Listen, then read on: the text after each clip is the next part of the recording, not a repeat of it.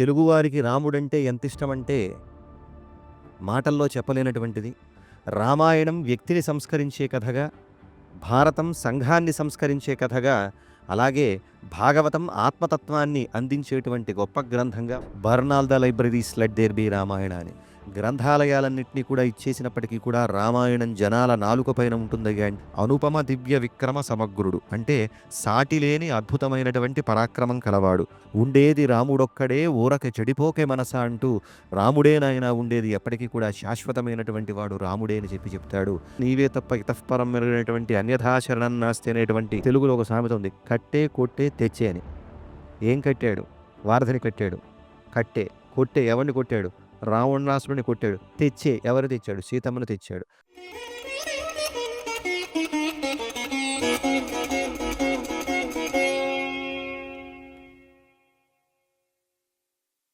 జయత్యాశ్రిత సంత్రాస ధ్వాంత విధ్వంసనోదయ ప్రభావాన్ సీతయా దేవ్య పరమవ్యోమ భాస్కర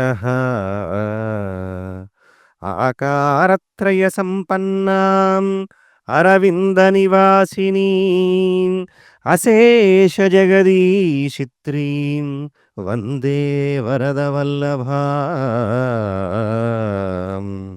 భద్రాద్రౌ భద్రపీఠస్థం భద్రం భద్రర్షిసేవితం సర్వభద్రప్రదం దేవం వందే భద్రాద్రిరాఘవం. శ్రీరామాయ నమః. శ్రీమతే రామానుజాయ నమః. సుదినమేతత్. చాలా సౌభాగ్యమైనటువంటి రోజు ఈరోజు. తెలుగు సంబంధమైనటువంటి విషయాలను చెప్తున్నాం కాబట్టి మీకు ఎంతవరకు అర్థమవుతుందో తెలియదు, కానీ నేను తెలుగులోనే ప్రస్తావించాలనుకుంటున్నాను. తెలుగువారికి రాముడంటే ఎంతిష్టమంటే మాటల్లో చెప్పలేనటువంటిది. భరతజాతికి రామచంద్రమూర్తి ఎదవేల్పైతే తెలుగువారికి భద్రాద్రి రామచంద్రమూర్తి ఇలవేల్పు. వారందరూ కూడా భద్రాచల రామచంద్రమూర్తిని ఇలవేల్పుగా భావిస్తూ అందరూ కూడా ఏ శుభకార్యాలు జరిగినా సరే అందులో మొదటిగా రామచంద్రమూర్తి యొక్క నామాన్ని స్మరిస్తూ వారు ఏ కార్యాన్నైనా చేస్తారు. తెలుగు జాతిలో మనకి ఒక ఆభాణకముంది. ఏదయ్యా అంటే మనకి భారత భాగవత రామాయణాలు మూడు కూడా చాలా ఉత్తమమైనటువంటి గ్రంథాలుగా మనకి చెప్పడం జరుగుతున్నది. రామాయణం వ్యక్తిని సంస్కరించే కథగా, భారతం సంఘాన్ని సంస్కరించే కథగా, అలాగే భాగవతం ఆత్మతత్వాన్ని అందించేటువంటి గొప్ప గ్రంథంగా మనకి కొనియాడబడుతున్నాయి ఈ మూడు గ్రంథాలు కూడా. ఈ మూడు గ్రంథాల ద్వారానే భారతీయ సంస్కృతి అలాగే సంప్రదాయాలు దాదాపుగా వెలుగులు విరజిమ్ముతున్నాయి అని అంటంలో దానిలో ఎటువంటి అతిశయోక్తి లేదు. ఈ మూడు గ్రంథాలను దృష్టిలో ఉంచుకునే మనకి పెద్దవారు ఒక ఆభాణకం చెప్పారు. ఏమయ్యా అంటే ప్రాతర్ద్యూత ప్రసంగేన మధ్యాహ్నే స్త్రీ ప్రసంగత రాత్రౌ చోరప్రసంగేన కాలో గచ్చతి ధీమతాం అని. బుద్ధిమంతుడనేవాడు తమ కాలాన్ని ఈ విధంగా ఉపయోగించుకుంటాడట. ఎలా ఉపయోగించుకుంటాడయ్యా అంటే ప్రాతర్ద్యూత ప్రసంగేన, ఉదయం పూట ఏం చేస్తాడే అంటే వాడు ద్యూతం గురించి మాట్లాడుకుంటాడట. ద్యూతం ఎలా ఆడాలి అని చెప్తాడట. మధ్యాహ్నే స్త్రీ ప్రసంగత, మధ్యాహ్నం ఏం చేస్తాడయ్యా అంటే ఆడవారి గురించి మాట్లాడుకుంటాడట. రాత్రౌ చోర ప్రసంగేన, రాత్రిపూట ఏం చేస్తాడయ్యా అంటే వాడు దొంగల గురించి మాట్లాడతాడట. ఇలా మాట్లాడేవాడు తన కాలాన్ని చాలా చక్కగా ఉపయోగించుకుంటాడు, బుద్ధిమంతుడైనటువంటి వాడు అని చెప్పి. ఏమండి ఇలా చెప్తున్నారు మీరు? దాదాపుగా మనకు శ్లోకం చూస్తే ఒకలా ఉంది, దాని అర్థం చూస్తే ఒకలా ఉందయ్యా అంటే దాన్ని పరమార్థాన్ని మనకి చెబుతూ పెద్దలు ఏం చెప్తారయ్యా అంటే ప్రాతర్ద్యూత ప్రసంగేన అని చెప్పినట్లుగా ఉదయం పూట మనం ద్యూతం గురించి మాట్లాడటం అంటే మహాభారతాన్ని చదవాలి అని చెప్పి. మహాభారతం సర్వధర్మాల సారంగా మనకి కొనియాడబడేటువంటి గ్రంథము. 1,25,000 శ్లోకాలతో గొప్పనైనటువంటి రూపాన్ని సంతరించుకున్నటువంటి గ్రంథం మనకి మహాభారతము. అటువంటి మహాభారతాన్ని మనం ఉదయం పూట చదవాలి అని చెప్పి, మధ్యాహ్నే స్త్రీ ప్రసంగత అని చెప్పి, మధ్యాహ్న సమయంలో ఎవరి గురించి అంటే ఆడవారి గురించి మాట్లాడుకోవాలి అంటే సీతాయాహ చరితం మహత్ అని చెప్పినట్లుగా జనని జానకి కథ అయినటువంటి రామాయణం గురించి మనం ప్రస్తావించుకోవాలి. అంతేకాకుండా ఇక్కడ మధ్యాహ్నంలో రామాయణం చెప్పడానికి గల కూడా ఒక ఆంతర్యం ఉంది. వాల్మీకి మహర్షి లవకుశులకు చెబుతారు, నాయన రోజుకు 20 సర్గలు చొప్పున మీరు గానాన్ని చేయండి అని చెప్పేసేసి, దివసే 20 సర్గా గేయ మధురయా గిర అంటూ ఇలా 20 సర్గలు చేయండి అని చెప్పి మనకి వాల్మీకి భగవానుడు లవకుశులకు చెబితే, లవకుశులు ఎప్పుడు పారారయ్యా అంటే రామాయణాన్ని మధ్యాహ్న సమయంలోనే పాడేవారుట. అదే సందర్భంలో కొరువు కూటమిలో కూర్చొని రామచంద్రమూర్తి ఆ రామాయణాన్ని వినేవాట అని మనకి రామాయణం ద్వారానే తెలుస్తోంది. కాబట్టి మధ్యాహ్న సమయంలో రామాయణ పారాయణ చేయాలి. రాత్రౌ చోర ప్రసంగేన అన్నట్లుగా రాత్రిపూట మనం పారాయణ చేయవలసినటువంటి గ్రంథం ఏదయ్యా అంటే మనకి భాగవతము. భాగవతం భగవంతుడి యొక్క తత్వాన్ని తెలియజేసినటువంటిది. అంటే వ్యక్తిని సంస్కరించుకుని, సంఘాన్ని సంస్కరించుకున్నారనుకోండి, తద్వారా ఆత్మతత్వం అంటవై పరమాత్మ దగ్గరికి మనం చేరుకుంటామనేటువంటి భావనను మనకు కలిగించేటువంటి గ్రంథం ఏదయ్యా అంటే మనకి భాగవతము. ఈ 3 గ్రంథాలు కూడా మనకి ఉపాదేయమైనటువంటి గ్రంథాలే. ఈ 3 గ్రంథాలలో కూడా విశేషంగా కొనియాడబడేటువంటి గ్రంథము రెండిటికి మాత్రం ఒకటి రామాయణము, భారతము. ఈ 2 ఇతిహాసాలుగా కొనియాడబడుతున్నాయి. ఇతిహా ఆసన్ అని అంటే ఈ విధంగా జరిగింది అని చెప్పి మనకి ఇతిహాస శబ్దానికి నిర్వచనం చెబుతారు. ధర్మార్థ కామ మోక్షాణం ఉపదేశ సమన్వితం పూర్వవృత్త కథాయుక్తం ఇతిహాసం ప్రచక్షతే అంటూ మనకి ఇతిహాసానికి లక్షణం చెప్పారు. అంటే ధర్మార్థ కామ మోక్షాలనే చతుర్విధ పురుషార్థాలను చెప్పి వాటికి ఒక ఉదాహరణగా చెప్పడం అన్నమాట. సాధారణంగా వేదం ఏం చేస్తుందయ్యా అంటే ప్రభువులాగా శాసిస్తుంది. వేదం ప్రభు సంహితం అని చెప్పేసి అంటారు. అంతేకాని దానివల్ల వచ్చే ద ఫలితం ఏంటో చెప్పదు. అంటే ధర్మం చెర న పరదారాన్ నగచ్చేత్ అంటూ ధర్మాన్ని ఆచరించు, పరాయి స్త్రీలను కోరుకోకు అని చెబుతుందే తప్ప, శాసిస్తుందే తప్ప దానివల్ల వచ్చేటువంటి ఫలితం చెప్పదు. కానీ మానవుడు అలా కాదు, ఫలితాన్ని ఆశిస్తాడు. అంటే ప్రయోజనమనుద్దిశ్య నమందోపి ప్రవర్తతే అని కదా సూక్తి.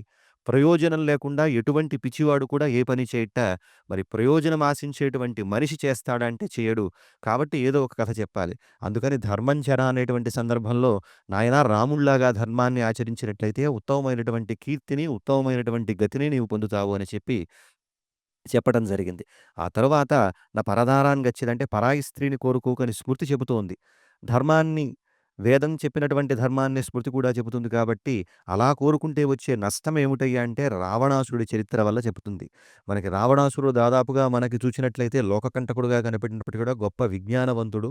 ఆయన యొక్క రోదనే మనకి జటఘనలు వేద వికృతులుగా చెప్పబడేటువంటి జటఘనలు ఏర్పడ్డాయని చెప్పి మనకి చెప్పడం జరుగుతుంది. గొప్పనైనటువంటి పండితుడు, మహా ఉపాసకుడు. అయినప్పటికీ కూడా వినష్టో రావణో లౌల్యాత్ అన్నట్లుగా పరస్త్రీని కోరుకోవటం వల్ల వాడు ఇబ్బంది పడ్డాడు. కాబట్టి అలాంటి ఫలితం ఏది చెబుతుందయ్యా అంటే రామాయణం చెబుతోంది.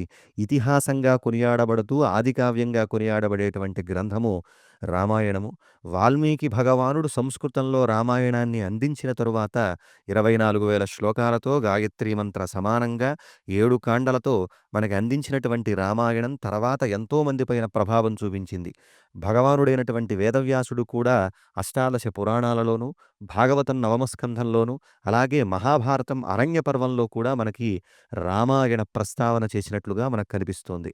అంతేకాకుండా వీరే కాకుండా ఎంతోమంది సంస్కృత కవులు, నేను కవి అనుకునేటువంటి ప్రతి ఒక్కడూ కూడా రాముణ్ణి స్మరించినటువంటి వారే.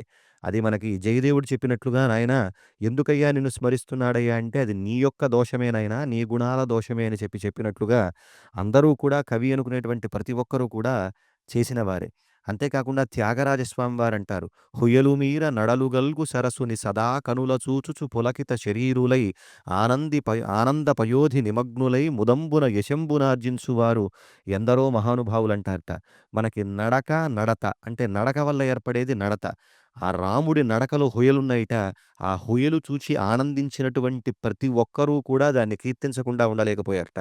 కాబట్టి అలా ఆ గుణాలన్నిటినీ కూడా చూచి దాదాపు మనిషికి అందమంటే మానవ రూప సంబంధమైంది కాదు, గుణ సంబంధమైనటువంటి అందమే గొప్పనైనటువంటి అందం చెప్పినట్లుగా అలా గుణాలకి ఆకరమైనటువంటి వాడు రామచంద్రమూర్తి కాబట్టి ఏనాటి రాముడు, ఎన్ని వేల యుగాల నాటి రాముడు సుమారు 28,000 కోట్ల సంవత్సరాల తర్వాత మనం ఇప్పటికీ కూడా రాముడి కథ పారాయణ చేస్తున్నామన్నా, రాముణ్ణి ఉపాస్యంగా భావిస్తున్నామన్నా, రాముని నామాన్ని తారకంగా భావిస్తున్నామన్నా, ఒక జాతి తరాల తరబడి ఒక వ్యక్తి కథని పారాయణగా, ఒక వ్యక్తి రూపాన్ని ఉపాస్యంగా, ఒక వ్యక్తి నామాన్ని తారకంగా భావిస్తున్నదయ్యా అంటే ఆ జాతి పైన ఆ వ్యక్తి ఎంత ప్రభావం చూపించకపోతే ఇన్ని వేల కోట్ల సంవత్సరాలు ఆయన్ని ఆరాధిస్తాడు.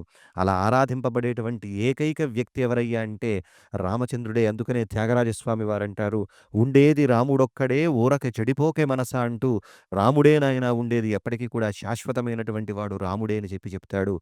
అలాగా ఆ తరువాత అటువంటి శాశ్వతత్వం పొందాడు కాబట్టే ఎంతోమంది మహాకవులు సంస్కృతంలో గొప్పగా చెప్పినటువంటి కాళిదాసు కావచ్చు, భవభూతి కావచ్చు, దింగ్నాగుడు కావచ్చు, మురారి కావచ్చు, ఆ తర్వాత భోజరాజు కావచ్చు, ఇలా రామాయణాన్ని రకరకాలుగా అంటే పద్యకావ్యాలుగా, గద్యకావ్యాలుగా, చెంపులుగా, నాటకాలుగా ఇలా రకరకాల రూపాంతరాలలో మనకి రామకథని అందించారు. మీరు తెలుగులో రామకథ అని చెప్పేసన్నారు. మరి సంస్కృతం గురించి ఎందుకు చెప్తున్నారు అంటే దీని ప్రభావం అంతా కూడా మనకి తెలుగులో కనిపిస్తుంది. మూలం ఉంటేనే అంటే మాతృక ఉంటేనే వాటి యొక్క పుత్రికలు ఉంటాయి కాబట్టి ముందు మాతృక గురించి మనం స్మరించుకోవాల్సినటువంటి అవసరం ఉంది కాబట్టి ముందుగా మనం మాతృక గురించి చెప్పుకుంటున్నాం. అలాగా పురాణాలలోనూ తర్వాత ఇట్లా దేశవ్యాప్తమైంది సంస్కృతంలో. అంతేకాకుండా ప్రాంతీయ భాషలలో ఆయా భాషలలో రామకథ చాలా విశ్వవ్యాప్తి చెందింది. కేవలం మననే కాదు పాశ్చాత్యులను సైతం ఆకర్షించినటువంటి గొప్ప కథ రామాయణం. పాశ్చాత్యుడు ఒకతను రామాయణాన్ని చదివినటువంటి ఆవేశంలో అంటాడు, "burn all the libraries let there be Ramayana" అని. గ్రంథాలయాలన్నిటిని కూడా ఇచ్చేసినప్పటికీ కూడా రామాయణం జనాల నాలుక పైన ఉంటుందయ్యా అంటే ఎంత అనుభవం, భావన పొందకపోతే అంత గొప్ప మాట అనాలి. అలా పాశ్చాత్యులను సైతం కూడా ఆకర్షించినటువంటి దివ్యమైనటువంటి కథ మనకి రామాయణము. మననేనా మనలే కాదు, కేవలం ఆస్తిక జనాన్నే కాదు, నాస్తిక జనాన్ని సైతం ఆకర్షించినటువంటి వ్యక్తి ఎవరయ్యా అంటే రాముడే.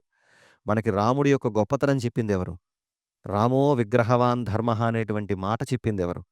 మనకి సాధారణంగా ఆ మాట వినగానే మనకు గుర్తుకొచ్చేది వశిష్ఠ మహర్షో, లేకపోతే విశ్వామిత్రుడో, లేకపోతే తత్వం తెలిసినటువంటి జనక మహారాజో అనుండాలి. కానీ ఈ మాట అన్నది సామాన్యమైనటువంటి మానవుడు.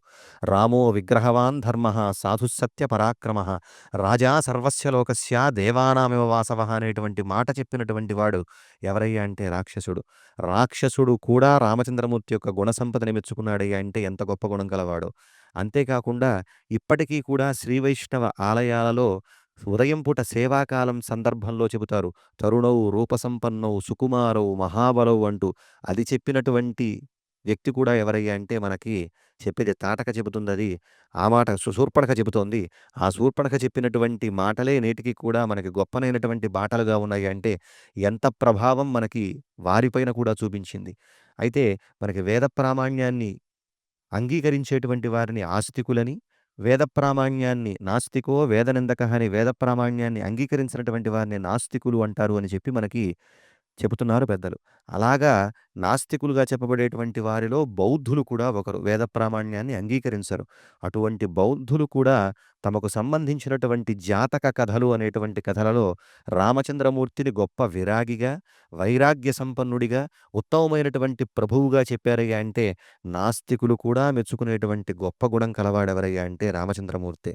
కొంతమంది రామాయణాన్ని కల్పవృక్షంగా భావిస్తే, కొంతమంది విషవృక్షంగా భావించి పిచ్చి పిచ్చి వ్యాసాలు రాసినటువంటి వారికి కూడా రాముడే దిక్కయ్యాడు. విమర్శించేటువంటి స్త్రీలకు సైతం మహిళామణులు దాదాపుగా రాముడిట్లా స్త్రీని విడిచిపెట్టేశాడు, అధర్మాత్ముడని పిచ్చి పిచ్చి మాటలు పలికేటువంటి స్త్రీలకు కూడా పాపం ఇంట్లో భర్తలకి అన్నం పెడతారో తెలీదు కానీ ఇక్కడికి మాత్రం వేదికల పైన వచ్చి గొప్పనైనటువంటి ఉపన్యాసాలిచ్చేటువంటి వారికి కూడా ఎవరికయ్యా దిక్కయ్యా అంటే రాముడే దిక్కు. అంటే మొత్తం ఎటు చూచినా సరే అటు పొగడాలన్నా ఆయనే, దాదాపుగా వారిని ఇది పెట్టాలన్నా కూడా రాముడే మనకి గతిగా మనకు కనిపిస్తున్నాడు. అటువంటి గొప్పనైనటువంటి సంపద కలిగినటువంటి వాడు రామచంద్రమూర్తి. అయితే ఇంత గొప్ప గుణాలు ఉన్నాయి కాబట్టే మనకి భారతదేశంలో ఉత్తరాదిన చూస్తే తులసీదాసు రామాయణము, తెలుగులో చూస్తే చాలా రామాయణాలున్నాయి. తమిళంలోనూ అలాగే మలయాళంలోనూ ఎలుత్తుచ్చిన్ రామాయణము, తమిళంలో కంబరామాయణము మొదలైనటువంటి రామాయణాలు ఆయా ప్రాంతాలలో చాలా ప్రసిద్ధి పొందినటువంటి రామాయణాలుగా కనిపిస్తున్నాయి. అలాగే వివిధ సంప్రదాయాల వారు తమ తమ వ్యాఖ్యానుసారంగా రామాయణాన్ని అనువదించుకున్నారు. దీర్ఘ శరణాగతి గ్రంథంగా శ్రీ వైష్ణవులు దాన్ని భావిస్తూ ఉన్నారు. ఇలా వివిధ రూపాలలో మనకి రామకథ భారతదేశంలో కనిపిస్తోంది. అంతేకాకుండా ప్రపంచవ్యాప్తంగా కూడా మనకి రామకథ మనకి కనపడుతోంది. అయితే తెలుగువారికి ఎందుకంత ప్రేమ? రాముడు ఇందాకే అనుకున్నాం. తెలుగువారి ఇలవేల్పు ఎవరయ్యా అంటే రామచంద్రమూర్తి. ఎందుకు వారికి రామచంద్రమూర్తి అంటే అంత ప్రీతయ్యా అంటే రామచంద్రమూర్తి యొక్క వనవాస సమయం నడిచిందెక్కడయ్యా అంటే తెలుగు నేలలోనే. రామచంద్రమూర్తి 14 సంవత్సరాల వనవాస దీక్షలో ఎక్కువ కాలం ఉన్నటువంటి ప్రాంతం ఏదయ్యా అంటే ప్రస్తుతం మా భద్రాచల క్షేత్రానికి, మా భద్రాచల క్షేత్ర ఆవిర్భావానికి కారణమైనటువంటి పంచవటి ప్రాంతం. ఈ పంచవటి యొక్క ప్రాంతం యొక్క వైభవాన్ని మనకి స్కాంద పురాణాంతర్గతమైనటువంటి సింహస్థ గురుమాహాత్మ్యం అనేటువంటి గ్రంథం తెలియజేస్తోంది. ఏమయ్యా అంటే అక్కడ ఎవరైతే గోదావరిలో స్నానమాచరిస్తారో, ఎవరైతే అక్కడ రామచంద్రమూర్తిని దర్శిస్తారో వారి యొక్క సకల శోకాలు కూడా నివారణమవుతాయి అని చెప్పి ఆ పంచవటి ప్రాంతాన్ని అభివర్ణించడం జరిగింది. మనకి రామాయణంలోనే కాక ఇతరత్రా గ్రంథాలలో కూడా ఏషా పంచవటి రఘూత్తమకుటి యత్రాస్తి పంచావటి అంటూ దాదాపుగా ఉత్తమమైనటువంటి శ్లోకాలతో ఈ పంచవటి వర్ణన మనకు కనిపిస్తుంది. సరే ఈ పంచవటి నాసిక్ దగ్గర పంచవట, లేకపోతే భద్రాచలం దగ్గర పంచవట అనేటువంటి 2 వాదనలు ఉన్నప్పటికీ కూడా శిష్టులందరూ కూడా భద్రాచలం దగ్గర ఉన్నటువంటి సమీపంలో ఉన్నటువంటి పర్ణశాలే మాకు అసలైనటువంటిదనేటువంటి భావన పొందారు. ఇక్కడ వనవాస సమయంలోనే అంటే 14 సంవత్సరాల వనవాస సమయంలో రామచంద్రమూర్తి బయలుదేరిన దగ్గర నుంచి చూస్తే అయోధ్య నుంచి మనకి దాదాపుగా రామచంద్రమూర్తి ఎక్కడన్నా కూర్చున్నాడయ్యా అంటే అది గొప్ప క్షేత్రం. ఇక్కడ తిన్నాడంటే గొప్ప క్షేత్రం. ఒక దగ్గర పడుకున్నాడంటే గొప్ప క్షేత్రం. అలా రామచంద్రమూర్తి కేవలం కూర్చొని, కేవలం స్పర్శభాగ్యాన్ని పొందినటువంటి ప్రాంతాలే గొప్ప క్షేత్రాలుగా విరాజిల్లుతుంటే 2.5 సంవత్సరాల పైచిలుకు కాలం రామచంద్రమూర్తి ఉన్నటువంటి ప్రాంతం ఇంకెంత గొప్పదైనటువంటిది కావాలి. అదే పర్ణశాల ప్రాంతము. ఈ పర్ణశాల క్షేత్రంలోనే రామచంద్రమూర్తి సుఖంగా 2.5 సంవత్సరాల పాటు కాలం గడిపినట్లుగా మనకి రామాయణం చెబుతోంది. ఇదిగో తెలుగు వారందరూ కూడా సీతమ్మ యొక్క వనవాసం, రామచంద్రమూర్తి యొక్క వనవాసం నడిచినటువంటి ప్రాంతం. మానవ ఆదర్శాలను స్థాపించగా రామచంద్రమూర్తి ఎక్కువ కాలం ఉన్నటువంటి ప్రాంతం మనకి పర్ణశాల. 14 సంవత్సరాల వనవాసంలో ఈయనేం చేశాడయ్యా అంటే 14 సంవత్సరాల వనవాసంలో రామచంద్రమూర్తి అనేక మహర్షుల సందర్శనాన్ని చేస్తూ వచ్చాడు. ఒక్కొక్క మహర్షి దగ్గర వారం రోజులు, 10 రోజులు, నెల రోజులు, 3 నెలలు, 6 నెలలు ఉంటూ వచ్చాడే తప్ప ఎక్కడా పర్ణశాలలో ఉన్నంత కాలం మనకి ఇతరత్రా జీవించినట్లుగా మనకు కనిపించదు. అలాగ తెలుగువారు తమ ఇష్టదైవంగా కొలిచేటువంటి రామచంద్రమూర్తి నడయాడినటువంటి పవిత్ర ప్రాంతం ఏదయ్యా అంటే తెలుగు నేల. జీవించినటువంటి ప్రాంతం 2.5 సంవత్సరాల పాటు తెలుగు నేల. అంతేకాకుండా ఈ సందర్భంలోనే ఇక్కడ నివసిస్తున్నటువంటి సందర్భంలోనే రామచంద్రమూర్తి పురారామో దండకాయాం సంచరన్ పాదచారతః అంటూ బ్రహ్మపురాణం చెప్పినట్లుగా పూర్వం రామచంద్రమూర్తి దండకారణ్యంలో పాదచారి సంచరిస్తూ ఇప్పుడు మనం చూస్తున్నటువంటి భద్రాచల క్షేత్ర ప్రాంతం ఎక్కడైతే ఉందో అక్కడికి రావటం జరిగింది. అక్కడికి వచ్చినటువంటి స్వామి తత్రైకస్మిన్ శిలాపృష్ఠే అని చెప్పినట్టుగా అక్కడ ఒక పెద్ద శిల కనిపిస్తే విశ్రాంతి తీసుకుందామని అక్కడ ఆ శిలపైన కూర్చున్నాడు. కూర్చుని ఆశీర్వదించాడు. ఈయన ఎన్నో శిలల పైన కూర్చుని ఉంటాడు వనవాస సమయంలో. కానీ ఏ శిలపైన కూర్చున్నా, పడుకున్నా పొందనటువంటి ఆనందాన్ని ఇక్కడ ఉన్నటువంటి ఈ శిలపైన కూర్చోవటం వల్ల ఆయనకు లభించి వెంటనే దీవించాడు. భవిష్యసి మహాత్మాత్వం భక్తోషి గిరిరూపధృతండు. గిరిరూపంలో ఉన్నటువంటి ఓ మహాత్మా రాబోయే కాలంలో నా భక్తుడివై జన్మించుమా అని చెప్పి ఆశీర్వదించింది. పర్ణశాల క్షేత్రం లేకపోతే భద్రాచల క్షేత్ర ఆవిర్భావం జరగదు. కాబట్టి పర్ణశాల, భద్రాచలము ఈ 2 కూడా తెలుగువారికి చాలా ఇష్టమైనటువంటి క్షేత్రాలు. ఏ కార్యం చేసినా సరే భద్రాద్రి రాముడిని స్మరించే వారు ఆ కార్యాన్ని మొదలుపెడతారు. కాబట్టి ఆ విధంగా తెలుగువారికి ఎందుకంత ప్రీతయ్యా అంటే ఇదిగోండి ఈ కారణం వల్లే. అలా రామచంద్రమూర్తి దీవించి వెళ్ళినటువంటి శిలలో ఉన్నటువంటి జీవశక్తి బ్రహ్మ వరప్రభావంతో మేరు దంపతులకు భద్రుడు అనేటువంటి పేరుతో జన్మించి కఠోరమైనటువంటి తపస్సుని ఆచరించాడు భద్రుడు. తపవుగ్రం సమాలేభే రామదర్శన లాలసహ అని చెప్పినట్లుగా ఇలా ఈయన ఆచరించినటువంటి కఠోరమైనటువంటి తపస్సుకి శ్రీమన్నారాయణుడు రామావతార పరిసమాప్తి అయిన తరువాత మళ్ళా చతుర్భుజ రామునిగా వైకుంఠం నుంచి కదలి వచ్చాడు. అమ్మవారు లక్ష్మీదేవి సీతగా మారి, శేషుడు లక్ష్మణుడుగా మారి అనుసరిస్తే భక్త రామదాసు గారుగా విఖ్యాతి పొందినటువంటి వారు కంచర్ల గోపన్న గారు వారంటారు, శ్రీరమ సీతగాగ నిజసేవక బృందము వీర వైష్ణవాచార జనంబుగా అని చెప్పినట్లుగా వైకుంఠం మొత్తం కదిలి ఎక్కడైతే భద్రుడు తపస్సు చేస్తున్నాడో అక్కడికి వచ్చాడు. వచ్చి నేను ఏదైనా కోరుకోవయ్యా నేను అనుగ్రహిస్తాను అంటే ఇప్పుడు నాకు కనిపించినటువంటి రూపంతోనే నాకు నా శిరపైన అర్చామూర్తిగా నిలిచి ఉండేటువంటి భాగ్యాన్ని నాకు ప్రసాదించవయ్యా అని చెప్పి అంటాడు భద్రుడు. అలాగ దానికి తథాస్తు అంటాడు స్వామి. భద్రుడు కొండగా మారిపోయాడు. భద్రుడు అచలుడు కనుక అంటే కొండగా మారినటువంటి ప్రాంతం కనుక ఆ క్షేత్రం భద్రాచలంగా ప్రసిద్ధి చెందింది. అక్కడ ఉన్నటువంటి స్వామి మనెక్కడా కూడా చూడనటువంటి విధానంలో మనకి దర్శనాన్నిస్తారు. అంటే ఇతరత్రా రామచంద్రమూర్తిని మనం 2 భుజాలతో దర్శనమిస్తే భద్రాచలంలో ఉన్నటువంటి రామచంద్రమూర్తి 4 భుజాలతో దర్శనాన్నిస్తున్నారు. కుడి చేతి పై చేతిలో శంఖము, ఎడమ చేతి పై చేతిలో చక్రము, ఎడమ చేతి కింది చేతిలో ధనస్సు, కుడి చేతి కింది చేతిలో బాణంతో కూడుకున్నటువంటి అభయముద్ర. సాభయ శరముద్ర అంటారు. కేవలం భద్రాచలంలో మాత్రమే మనం చూడగలిగేటువంటి విశేషమైన ముద్రతో, ఎడమ తొడపై ఉన్నటువంటి అమ్మవారితో, ఎడమ ప్రక్కన ధనుర్బాణాల్ని ధరించి నుంచున్నటువంటి లక్ష్మణస్వామితో కొలువు తీరినటువంటి ఈ మూర్తిని ఎంతోమంది మహానుభావులు సేవించారు.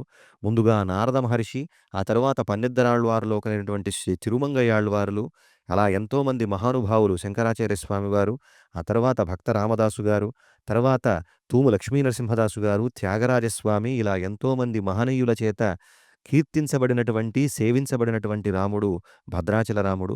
ఈ భద్రాచల రామునికి తెలుగు సాహిత్యానికి గొప్పనైనటువంటి అనుబంధం ఉంది. ఎందుకయ్యా మీరు అక్కడి నుంచి వచ్చారు కాబట్టి మీ స్వామి గొప్పతనం చెప్పుకున్నారంటే, దానికోసం కాదు.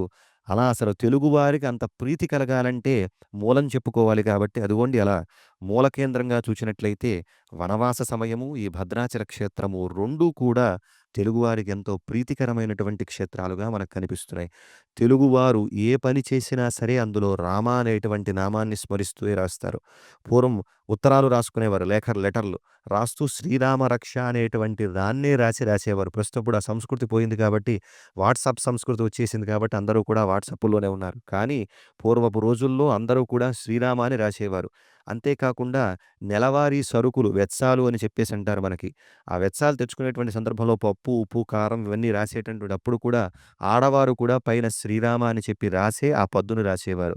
అంతేకాకుండా ఇంకా ఎంత గొప్పదయ్యా అంటే మనకి సంస్కృతం ప్రారంభించేటువంటి వాడు ఎవరైనా ఉన్నాడయ్యా అంటే ప్రాథమికంగా చదువుకోవాలనేటువంటి వాడు శబ్దమంజరితో ప్రారంభిస్తాడు. ఆ శబ్దమంజరిలో కూడా మొట్టమొదటి శబ్దం ఏదయ్యా అంటే రామ శబ్దమే. ఆ రామ శబ్దాన్ని చదువుకునే వాడు గొప్ప విజ్ఞానవంతుడవుతాడు. విజ్ఞానవంతుడంటే సామాన్యం కాదు. రామనామం అంటే మనకు జ్ఞానమిచ్చేత్ శంకరాత్ అంటారు. జ్ఞానం కావాలయ్యా అంటే మనల్ని శంకరుణ్ణి ఉపాసించాలిట.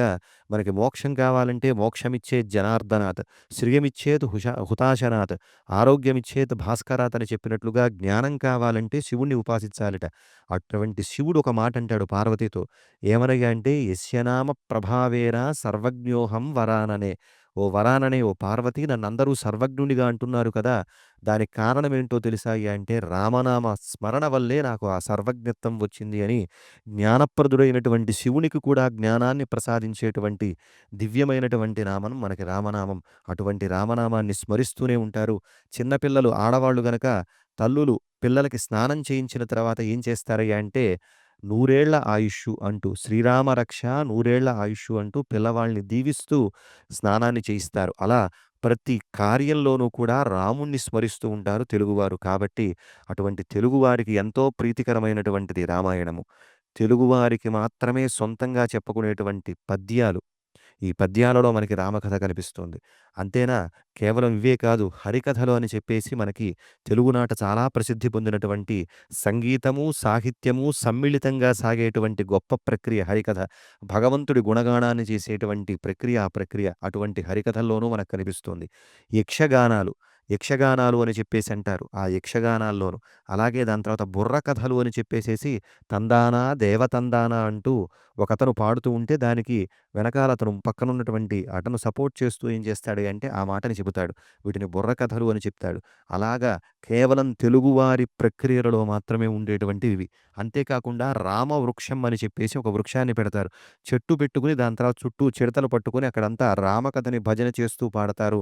ఇలా తెలుగు సంస్కృతి మనం చూచినట్లయితే రామ సంస్కృతి తెలుగు నేలలో ప్రతి ఒక్క చోట కూడా ప్రతిబింబిస్తుంది. రామ సాహిత్యంలో, రామసుధాబ్దిలో తెలుగు నేల పవిత్రమైంది. అంతేకాకుండా పావన నామ రామ సుధారస పానంతో తెలుగు భాష పునీతమైంది. కాబట్టి అటువంటి విధానము తెలుగు భాషకు మాత్రమే. ఇంకెట్లా అంటే ఇతర భాషకు ఉందాయి అంటే ఉండవచ్చు. కానీ తెలుగుకున్నంత వెలుగు ఇతరత్రా రాముడితో సంబంధం మనకి ఏ భాషలో కూడా కనిపించదు. అటువంటి గొప్పనైనటువంటి ప్రక్రియ. ఒక 1000 సంవత్సరాల తెలుగు సాహిత్యంలో చూస్తే రాముడిపై కానీ, రామకథపై కానీ వచ్చినటువంటి గ్రంథాలు మరే ఇతర దేవత పైన కూడా, ఇతర సాహిత్యం పైన రాలేదయ్యా అంటే, మనం రాముడు తెలుగువారిపై ఎంత ప్రభావం చూపించాడో అర్థం చేసుకోవచ్చు.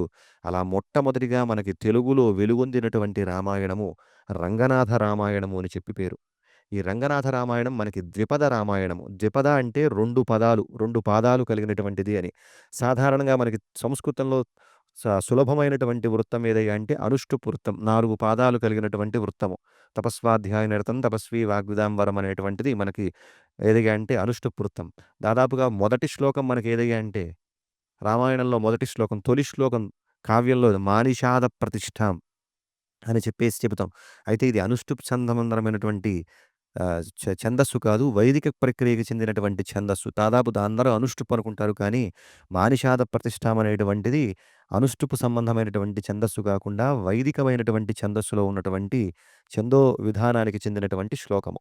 అలాగా మొట్టమొదటి కావ్యం తెలుగులో చూస్తే మనకి సమానంగా అనుష్టుప్ శ్లోకం ఎలాగైతే ఉంటుందో, అలాగే ఉన్నటువంటిది మనకి రంగనాథ రామాయణము. దీనికి గోన బుద్ధారెడ్డి అనేటువంటి ఆయన రాశాడు. 1240వ సంవత్సరంలో మనకి తొలి తెలుగు రామాయణంగా వెలుగు పొందింది. మనకి సంస్కృతంలో తెలుగు తొలి కావ్యం ఏదయ్యా అంటే రామాయణం అని చెబుతాము. కానీ తెలుగువారు చూచినట్లయితే భారతాన్ని తొలి కావ్యంగా చెబుతారు. భాగవతాన్ని అంతే ఆదరిస్తారు. కానీ రామాయణం తొలి కావ్యంగా కీర్తించబడకపోయినప్పటికీ కూడా రామాయణం పైన రాసినటువంటి గ్రంథాలు మరి ఏ గ్రంథం పైన రాలేదు. అటువంటి గొప్పతనం మాకు రామాయణం తెలుగు నేలపై రామాయణానికి ఉన్నది. అందులో మొట్టమొదటిగా చెప్పుకునేటువంటిది ఇందాక చెప్పుకున్నట్లుగా గోన బుద్ధారెడ్డి రాసినటువంటి ద్విపద రామాయణము ఇది. దీనికి రంగనాథ రామాయణం అని చెప్పారు. దాదాపు చాలా గొప్పనైనటువంటి వర్ణనలు చేస్తాడీయన. చేస్తూ అమ్మా నువ్వు రాముడిని చాలా చిన్న పిల్లవాడిగా అంటున్నావంటూ, అనఘ రాముడు బాలుడను బుద్ధిమాను, అనఘ నీ పుత్రుండు లోభుడు, క్రతుకర్త క్రతుమూర్తి క్రతుభోక్త యతడు లోకారాధ్యుడని అవతార రహస్యాన్ని వెల్లడిస్తాడు మనకి రామాయణంలో వశిష్ఠ మహర్షి. జన దశరథుడు అనుకుంటూ ఉంటాడు విశ్వామిత్రుడి వెంట పంపించాలి అంటే, నీ పిల్లవాడిని చాలా చిన్నవాడిగా అనుకుంటున్నావయ్యా, ఆయన సామాన్య వ్యక్తి కాదు. ఎవరయ్యా అంటే క్రతుకర్త, క్రతుమూర్తి, క్రతుభోక్త. ఆయనే అయ్యా యజ్ఞస్వరూపుడైనటువంటి పరమాత్మ అని అవతార తత్వాన్ని చెప్పి నీవు వెళ్ళవలసింది అని చెప్పేసి అంటాడు. ఆ తర్వాత విశ్వామిత్రుడు సిద్ధాశ్రమానికి తీసుకొస్తాడు. అసలు ఈ సిద్ధాశ్రమం ఎవరిది? వామనుడిది సిద్ధాశ్రమం. ఆ దాన్ని ప్రతిబింబిస్తూ ఏం చెప్తాడయ్యా అంటే ఈ మాట అంటాడు. నీవు వామనుడవై నెగిడి త్రివిక్రమావతారము దాల్చినట్టి విష్ణుడవు. నాడును నిది నీవనంబు శ్రీరామ నేడు నారీతి నీవనంబయ్యే. అయ్యా నువ్వు ఆనాడు త్రివిక్రమావతారాన్ని ధరించిన సందర్భంలో ఈ వనం నీది. ఇప్పుడు ఈ రాక వల్ల కూడా ఈ వనం నీదే అయ్యిందయ్యా అంటూ చమత్కరిస్తాడు విశ్వామిత్ర మహర్షి చేత ఈయన గోన బుద్ధారెడ్డి అనేటువంటి ఆయన. ఆ తర్వాత అంతేకాకుండా సీతా స్వయంవర సందర్భంలో విశ్వామిత్రుడు చెబుతాడు. ఏమనయ్యా అంటే ధనస్సును ఎత్తు అంటాడు. వత్సరామ ధనుఃపశ్య అని చెప్పంటాడు కదా! అలాగే తెలుగులో మనకు కనిపించేదేంటయ్యా అంటే ఒక గొప్పనైనటువంటి ప్రక్రియను చెబుతాడు. అవతార తత్వాన్ని తెలియజేస్తూ. ఆది వరాహమై అవలీల గోట మేదినీ తలమెత్తి మెరసిన నీకు తనర నీవిల్లెంత తగిన పెక్కు ఎక్కుపెట్టు అంటూ ఆ అవతార విశేషాన్ని గుర్తు చేస్తాడు. నాయనా నువ్వు వరాహావతార సమయంలో మొత్తం భూమిని మొత్తం ఉద్ధరించావు. అటువంటి నీకు ఈ చిన్న విల్లు ఏపాటి హాయిగా ఎత్తేసేయి నాయనా అని చెప్పేసి చెబుతాడు విశ్వామిత్రుడు. అలాగా అవతార తత్వాన్ని తెలియచేసేటువంటిది తొలి తెలుగు రామాయణంగా మనకు భాషించేటువంటి మనకి గోన బుద్ధారెడ్డి రాసినటువంటి రంగనాథ రామాయణంలో కనిపిస్తోంది. ఆ తరువాత మనం చూచినట్లయితే నిర్వచనోత్తర రామాయణము. ఈ నిర్వచనోత్తర రామాయణం అంటే మనకి ఉత్తర రామచరితము, కుందమాల మొదలైనటువంటివి సంస్కృతంలో ఎలాగైతే ప్రసిద్ధి పొందాయో, ఆ ప్రసిద్ధి పొందినటువంటి గ్రంథాల ప్రభావం తెలుగు నేలపైన కూడా పడింది.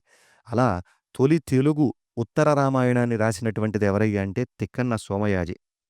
ఈ తిక్కన సోమయాజు గారు మనకి 1210 సంవత్సరం నుంచి 1300 మధ్య సంవత్సరంలో తెలుగు భాషలో తొలిగా ఉత్తర రామాయణాన్ని రచించినటువంటి మహానుభావుడు.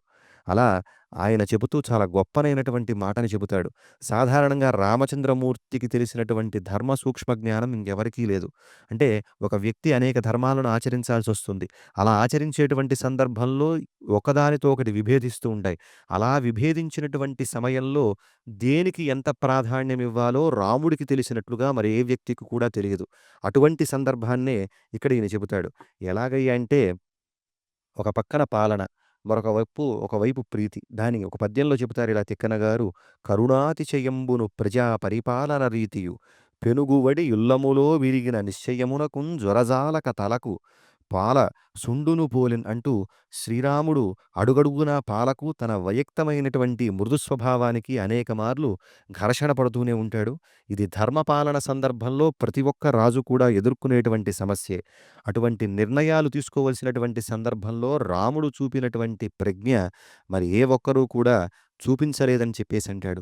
ఈ తిక్కన గారు అనేక మంది రాజాస్థానాలలో ఉండటం వల్ల మనకి ఆ ఉత్తర రామచరితంలో దాదాపుగా రాజనీతికి సంబంధించినటువంటి అనేక అంశాలను మనకి చెప్పడం జరుగుతుంది అలా తిక్కన గారు. ఆ తరువాత భాస్కర రామాయణము. ఈ భాస్కర రామాయణం ఇప్పటివరకు చెప్పుకున్నటువంటి తొలి తెలుగు రామాయణం మనకి దేశీయ ఛందస్సు అంటారు. ద్విపద అంటే 2 పాదాలు కలిగింది ఇందాక చెప్పుకున్నాం కదా! అది దేశీయ ఛందస్సు. పరిపూర్ణమైనటువంటి తెలుగు ఛందస్సులో కావ్య లక్షణ లక్షితంగా ఉదయించినటువంటి కావ్యం ఏదయ్యా అంటే భాస్కర రామాయణము. దీన్ని రచించినటువంటి వ్యక్తి హుళక్కి భాస్కరుడు అనేటువంటి ఆయన. ఈయన 14వ శతాబ్దంలో ఈ కావ్యాన్ని రచించడం జరిగింది. అయితే ఈ భాస్కర రామాయణంలో దాదాపుగా మనకి తెలుగులో రామాయణంలో లేనటువంటివి అంటే వాల్మీకి రామాయణంలో లేనటువంటి అనేక అంశాలు మనకు కనిపిస్తాయి. ఉదాహరణకి వాలిని సంహరిస్తాడు రామచంద్రమూర్తి. వాలి మనకి రాముణ్ణి శపించినట్లు వాల్మీకి రామాయణంలో కనిపిస్తుందా అంటే కనిపించదు. కానీ తెలుగు రామాయణంలో అది కనిపిస్తోంది.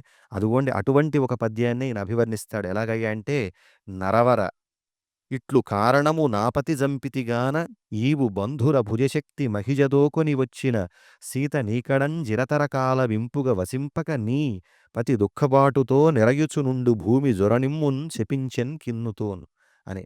ఆవిడ కోపం వచ్చిందట తన వాలిని చంపేసరికి అని శపించి, రామా నువ్వు ఇప్పుడు గొప్పనైనటువంటి భుజబలంతో అయినా సరే సీతాదేవిని తీసుకొచ్చినప్పటికీ కూడా ఆమె నీ దగ్గర ఉండదయ్యా, ఉండకుండా భూమిలోకి వెళ్ళిపోతుంది అని చెప్పేసేసి శపిస్తుందిట.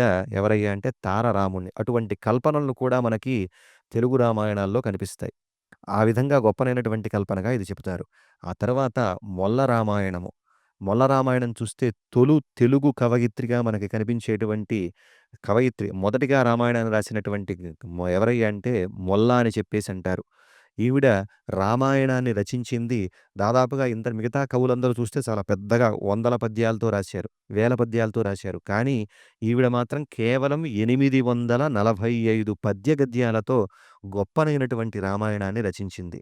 ఎంత గొప్పనైనటువంటి రామాయణం అంటే దాదాపుగా దాన్ని చదివినటువంటి వారు ఈమె దాదాపు పాండితీ ప్రకర్షలకు గాని, గొప్ప గొప్ప పదప్రయోగాలకు గాని వాటి జోలికి ఏదీ పోకుండా సాధారణమైనటువంటి నలుగురు అర్థం చేసుకునేటువంటి భాషలో రామకథను రచించింది. అలా రచించినటువంటి దీనిలో అక్కడక్కడ ప్రబంధ లక్షణము అంటే తెలుగులో ప్రబంధాలు అంటారు. అటువంటి ప్రబంధ లక్షణం కలిగినటువంటి పద్యాలను కూడా ఈమె చెప్పింది. ఎలాగయ్యా అంటే అయోధ్యలో ఉన్నటువంటి వారందరూ కూడా ఎలాంటి వారు? అంటే రాజా అనేటువంటి పదాన్ని శ్లేషగా ఉపయోగిస్తూ గొప్పనైనటువంటి పద్యం చెప్పింది ఈవిడ. రాజులు కాంతియందు రతిరాజులు రూపమందు వాహినీరాజులు దానమందు మృగరాజులు విక్రమ తేజమందు గోరాజులు భోగమందు దినరాజులు సంతత తేజమందు రారాజులు మానమందు నగరంబున రాజకుమారులందరున్ అని ఈ విధంగా రాజశబ్దంతో వచ్చేటువంటి పదాన్ని ఉపయోగిస్తూ ఎవరెవరు ఎటువంటి వారయ్యా అంటే రాజులు కాంతియందు వెలుగులో చూస్తే గొప్పనైనటువంటి చంద్రుడితో సమానము. రతిరాజులు రూపమందు రతిరాజు ఎవరయ్యా అంటే అందాన్ని చూస్తే మన్మధుడితో సమానం అంటూ ఒక రాజశబ్దాన్నే మాటిమాటికి ప్రయోగిస్తూ అయోధ్యలో ఉన్నటువంటి పౌరుల యందరి యొక్క గొప్పతనాన్ని తెలియజేసినటువంటి పద్యం ఇది ఈ పద్యం. అంతేకాకుండా ఇక దాని తర్వాత గొప్పనైనటువంటి కల్పన. ఇప్పటికీ కూడా ఈ కల్పన చాలామంది ఇప్పటికి కూడా పండితులు చెప్పేటువంటి కల్పన. ఏమా కల్పన అయ్యా అంటే మనకి గుహుడు దగ్గరికి రామచంద్రమూర్తి వస్తాడు. రామచంద్రమూర్తికి గుహుడు పాదాలు కడుగుతాడట. దేనికలా కడుగుతాడయ్యా అంటే ఆయన భయంతో కడిగాడు అని చెప్పేసి చెబుతుంది. భక్తితోనూ, భయంతోనూ. దేనికలా కడిగాడయ్యా అంటే ఆనాడు రామచంద్ర నీవు వస్తున్నటువంటి సందర్భంలో విశ్వామిత్రుడు తీసుకువెళ్తుండగా నీ పాదం తగిలి అహల్యకు రాయి నాతిగా మారిపోయింది. రాతి నాతిగా మారిందని చెప్తారు. సాధారణంగా మనకి రామాయణంలో శిల మారినట్టుగా కనిపించదు. భస్మరాశియే రూపాన్ని ధరించినట్టుగా కనిపిస్తుంది. కానీ తెలుగులో అహల్య ఎలా ఉంది అంటే రాయిగా పడి ఉందిట. అలా రాయిగా పడి ఉన్నటువంటి ఆమెకి నీ పాదం తగిలేసరికి ఆమెడ రూపం చెందింది అని గొప్పనైనటువంటి భావన చేస్తుంది. అలాగ నా పడవ కూడా నీ పాదం తాకితే నాయనా స్త్రీగా మారిపోతుందేమో అని ఒక భావాన్ని పొందేట ఎవరయ్యా అంటే ఈయన ఈ మొల్ల. అలా చెబుతూ ఆవిడ ఒక గొప్పనైనటువంటి పద్యం చెబుతుంది. సుడిగొని రామపాదములు సోకిన ధూళి వహించి రాగి ఏర్పడనొక కాంతయ్యనట పన్నుగ నీతని పాదరేణు ఉయ్యడ వడినోడ సోక నిది ఏమగునోయని సంశయాత్మకుడై కడిగే గుహుండు రామ పదకంజయుగంబు భయంబు పెంపునన్ అంటూ ఇందాక చెప్పుకున్నటువంటి భావంతోనే ఈవిడ పద్యాన్ని రాసింది. ఇలా రామ పాదధూళి సోకి కాంత ఇందిట రాయి. కాబట్టి ఓ ఓడా, నీకు పాదం తగిలితే నువ్వు ఎలాగా మారిపోతావో, నువ్వు స్త్రీగా మారిపోతే నాకు జీవనం దేని మీదయ్యా అంటే దీని మీదే. కాబట్టి స్త్రీగా మారితే నాకు ఇబ్బంది కదా అనేటువంటి భావనతో గుహుడు పాదాలు కడిగినట్లు గొప్పనైనటువంటి కల్పన చేస్తోంది మనకి మొల్ల. అంతేకాకుండా హనుమంతుడు మనకి నవవ్యాకరణ పండితుడు అని చెప్పి తెలుసు. దాదాపుగా ఆయన సంభాషించేటువంటి విధానము, ఆయన నడిచేటువంటి నడవడిక చాలా గొప్పనైనటువంటి నడవడిక. అటువంటి ఆంజనేయ స్వామి వారికి యొక్క గొప్పతనాన్ని తెలియజేస్తూ సీతాదేవి సాధారణంగా లంకలో ఉన్నప్పుడు హనుమంతుడిని అడుగుతుంది.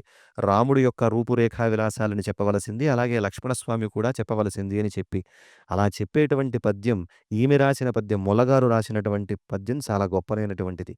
ఎలాగయ్యా అంటే నీలమేఘఛాయబోలు దేహమువాడు ధవళాబ్జపత్రములవాడు కంబు సన్నిభమైన కంఠంబు గలవాడు బాగైన ఎట్టి గొల్భములవాడు తిన్ననైన కన్పట్టు దీర్ఘబాహులవాడు ఘనమైన దుందుభిస్వనమువాడు పద్మరేఖలు గల్గు పదయుగంబులవాడు సక్కని పీన వక్షంబువాడు కపటమెరుగని సత్యవాక్యము కలవాడు రమణి రాముడు శుభలక్షణములవాడు ఇన్ని గుణములు రూపింప నెసగొవ్వాడు వరస సౌమిత్రి బంగారు వన్యకాడు అంటూ గొప్పనైనటువంటి పద్యం చెప్పింది. రాముడి యొక్క అందాన్ని మొత్తం తెలియజేస్తూ ఇలా అందం చెబుతూ చివరికి ఒక్క వాక్యంలో లక్ష్మణస్వామిని కూడా కలిపేసేసింది. ఎలాగయ్యా అంటే గుణములు రూపింప నెసగువాడు వరస సౌమిత్రి బంగారు వన్యకాడు.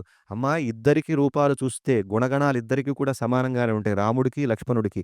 కానీ రా లక్ష్మణస్వామి ఎలా ఉంటాడయ్య అంటే బంగారు వన్యకాడు. బంగారం ఎలా అయితే ఉంటుందో అటువంటి వన్నెలో ఉండేటువంటి వాడు ఎవరయ్యా అంటే లక్ష్మణస్వామి అని ఈ శ్లోకం అంటే ఈ పద్యాన్ని హనుమంతుడి ద్వారా పలికించడం చాలా ఔచితీయమంతం అని చెప్పేసి పెద్దలు ఈ పద్యాన్ని చాలా గొప్పదిగా చెబుతారు.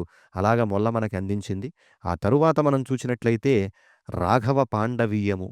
మనకి సంస్కృతంలో ద్వ్యర్థికావ్యాలు, త్యర్థికావ్యాలు ఉన్నాయి. అంటే ద్వ్యర్థికావ్యము అంటే ఒక శ్లోకంలో మనకి 2 కథల్ని ఒకేసారి చెప్పటం. మనకి శ్లోకం ఒకటే ఉంటుంది, కానీ దానిలో 2 ధ్వనులు ప్రతిబింబిస్తాయి. ఒకటి రామాయణ పరంగా కావచ్చు, ఒకటి మనకి శ్రీకృష్ణ చరిత్ర పరంగా కావచ్చు, లేదా పాండవ పరంగా కావచ్చు. సంస్కృతంలో ద్వ్యర్థికావ్యాలు, త్యర్థికావ్యాలు రాయటం చాలా తేలిక.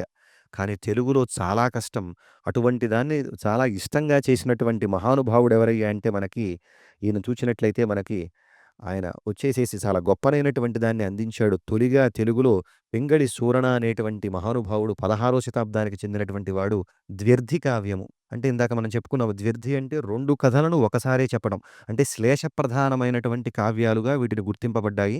2 కథలు, 3 కథలు, 4 కథలతో కూడా మనకి కావ్యాలను రచించినటువంటి వారున్నారు. అటువంటి ద్వ్యర్థి కావ్యాలలో కూడా రామాయణం మనకి వచ్చిందయ్యా అంటే ఎంత గొప్పనైనటువంటి విషయం, మనం అందరం కూడా ఆనందం పొందొచ్చు. అలాగా రెండర్థములతో నొక పద్యము వ్రాయుటే కష్టము. ఆయన చెప్పుకుంటాడు, 2 అర్థాలతో ఒక పద్యాన్ని రాయటం అంటే చాలా కష్టమండి. అయినప్పటికీ కూడా తెనుగున రామాయణ భారత కథలను కలుపుచు కావ్యము వ్రాయుటకు సమర్థుడెవరు? అంటే రామాయణాన్ని, భారతాన్ని 2 కలిపి రాయటానికి సమర్థుడెవరయ్యా అంటే ఇటువంటి పోలికలలో లొకలుండు 2 కనపడకున్న గాని కావ్య నిర్మాణమునట్టి సన్నివేశము లేవని చెప్పుటకు సందేహమక్కరలేదని పాండిత్యం గల సమర్థుడు సూరన కవి. అంటే దాదాపుగా ఇది రాయాలంటే, ద్వ్యర్థి కావ్యం రాయాలంటే మనిషికి చాలా గొప్పనైనటువంటి పాండిత్యం కావాలి. అటువంటి పాండిత్యం కలవాడెవరయ్యా అంటే ఈయన పింగళి సూరన. ఈయన రాసినటువంటి పద్యం మనం ఒక్కసారి చూద్దాము. ఈ పద్యంలో 2 కథలు మనకి కనిపిస్తాయి. పదాన్ని విరగ్గొట్టడం వల్ల ఒక అర్థం ఉంటుంది. అలా ఎలా రాశాడో చూద్దాం ఒకసారి. అనుపమ దివ్య విక్రమ సమగ్రుడు రామ విభుండు జిష్ణుడాయని తర భేద్య రౌద్రధను వశ్రమ భంగిగ వంచి బాహులీల నెరసి నభ్రగా నిమిషలక్ష హృదంబ కవృత్తి నుర్వరాజన హృదయాక్షి వర్తనము జాలగా నద్భుత వార్ధిన్ముంచుచున్ అంటూ రాస్తాడు.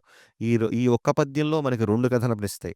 రామాయణ పరంగా చూస్తే దీన్ని చూశామనుకోండి, అనుపమ దివ్య విక్రమ సమగ్రుడు అంటే సాటిలేని అద్భుతమైనటువంటి పరాక్రమం కలవాడు. జిష్ణుడు అంటే జయశీలమైనటువంటి వాడు.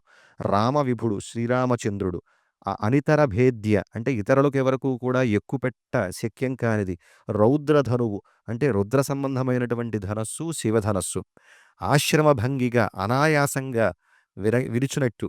వంచి అంటే విరచి అభ్రగ ఆకాశ మార్గంలో తిరిగి అనిమిష దేవతల యొక్క లక్షహృత్ అంబక వృత్తి అంటే లక్షలాది హృదయము మరియు కన్నుల యొక్క వ్యాపారముచే ఉర్వరాజాన అంటే లోకములోని జనుల హృదయమును ఆక్షివర్తనము హృదయము కనుల ప్రవర్తనను చాలగా మిక్కిలి అద్భుత వార్ధిన్ ఆశ్చర్యమనడి సముద్రంలో ముంచుచూ బాహులీనన్ భుజశక్తిచే నెరసి ప్రకాశించెను అంటూ రామాయణ పరంగా చెప్పాడు. ఎలాగయ్య అంటే సాటిలేని అద్భుత పరాక్రమమైనటి కలిగినటువంటి శ్రీరామచంద్రుడు జయశీరుడై ఇతరులు ఎవరూ కూడా దుర్భేద్యమైనటువంటి శివధనస్సును అవలీలగా విరిచి లక్షలాది దేవతలకు భూలోకవాసులకు ఆశ్చర్య సముద్రంలో ముంచాడు అని చెప్పి దానికి భావన. అదెలా ఉందయ్య అంటే రాఘవ పరంగా. ఇక పాండవీయం ఆయన కావ్యం పేరే రాఘవ పాండవీయము. రాఘవ సంబంధంగా చెప్పాడు. ఇక పాండవీయ సంబంధంగా చూస్తే మనకి దానిలో భారత సంబంధంగా చెబుతున్నాడు. అనుపమ దివ్య విక్రమ సమగ్ర విభుడు. అంటే దీనిలో రామవిభుడు అనేటువంటి అందమైనటువంటి అంటే రామ అనేటువంటి పదానికి అందమైనటువంటి వాడు అర్థం. అలాగా అందమైన ప్రభువు. అంటే ఎవరయ్యా అంటే ఈ పద్యంలో చూస్తే అనుపమ దివ్య విక్రమైనటువంటి వాడు అందగాడు జయశీలుడు అయినటువంటి అర్జునుడు. ఆ భయంకరమైన ధనస్సును అవలీలగా ఎక్కుపెట్టి ఆకాశంలో తిరిగేటట్టు ఏర్పాటు చేసిన మత్స్యయంత్రాన్ని గురిచూచి భేదించి లోకములో జనులందరి చేత హృదయాలను చూపులను అద్భుత సముద్రంలో మునుగునట్లుగా తన భుజబల శక్తి చేత ప్రకాశించాడు అని ఒక్క పద్యంలో అటు రాముడి యొక్క గొప్పతనాన్ని శివధనువు యొక్క గొప్పతనాన్ని అలాగే అర్జునుడు చేసేటువంటి మత్స్యయంత్ర భేదనాన్ని ఒకేసారి చూపించినటువంటి కావ్యం మనకి ద్వ్యర్థికావ్యం. తెలుగులో తొలిగా వెలువడినటువంటి ద్వ్యర్థికావ్యం ఏదయ్యా అంటే ఈయన పింగళి సూరణ గారు రాసినటువంటి ఇది. దాదాపుగా మనకు ఒక పద్యం చెప్పాలి అంటేనే చాలా కష్టం. అటువంటి ఒక పద్యంలో 2 వాటిని చూపించాలంటే ఇంకా కష్టం. అంతేకాకుండా సంస్కృతంలో ఇంకో గొప్ప ప్రక్రియ ఉంది. అనులోమ, విలోమ ప్రక్రియ. అంటే మొదటి పద్యం నుంచి ఒక వరుసలో చదివితే మనకు ఒక భావన, కింద నుంచి చదువుకుంటూ వెళితే మనకి ఇంకొక భావన కనపడుతుంది. అలాగ మనకి సంబంధించినటువంటి శ్లోకాలు అనులోమ, విలోమ కావ్యాలు అంటారు వీటిని. ఒక పరంగా చూస్తే రామ సంబంధంగా కనిపిస్తాయి. ఇంకో సంబంధంగా కింద నుంచి చదివినట్లయితే గనక కృష్ణ సంబంధమైనటువంటి భావాలు వచ్చేటువంటి కావ్యాలను కూడా మనకు అందించారు పెద్దలు. అలాగా ఇలా అనేక శ్లేష కావ్యాలు మనకు కనిపిస్తాయి. అంతేకాకుండా ఇక రెండోది చూసినట్లయితే గనక త్రియర్థి కావ్యము. త్రియర్థి అంటే 3 కథలు ఇందులో ఉంటాయి మనకి చూసినట్లయితే.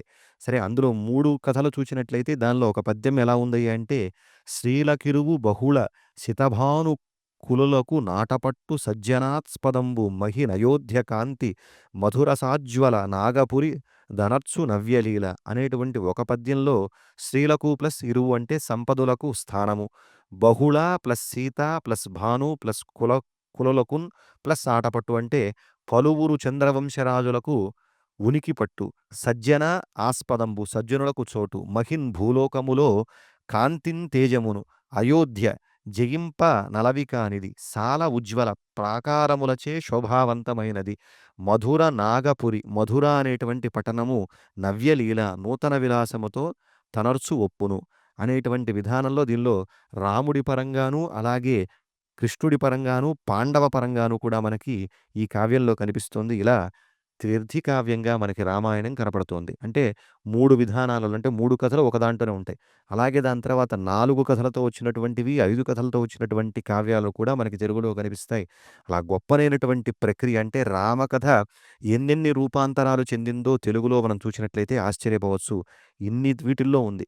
దాదాపుగా తిట్టు కవిత్వము అని చెప్పేసి అంటారు. అంటే పక్కవాడిని తిడుతూ ఉంటారు. వాడు అలాంటివాడు, వాడు ఇలాంటివాడు అని. అటువంటి తిట్టే కవిత్వంలో కూడా రాముణ్ణి జొప్పిస్తూ తిట్టు కవిత్వాన్ని చెప్పినటువంటి ప్రక్రియలు కూడా మనకు కనిపిస్తాయి తెలుగులో.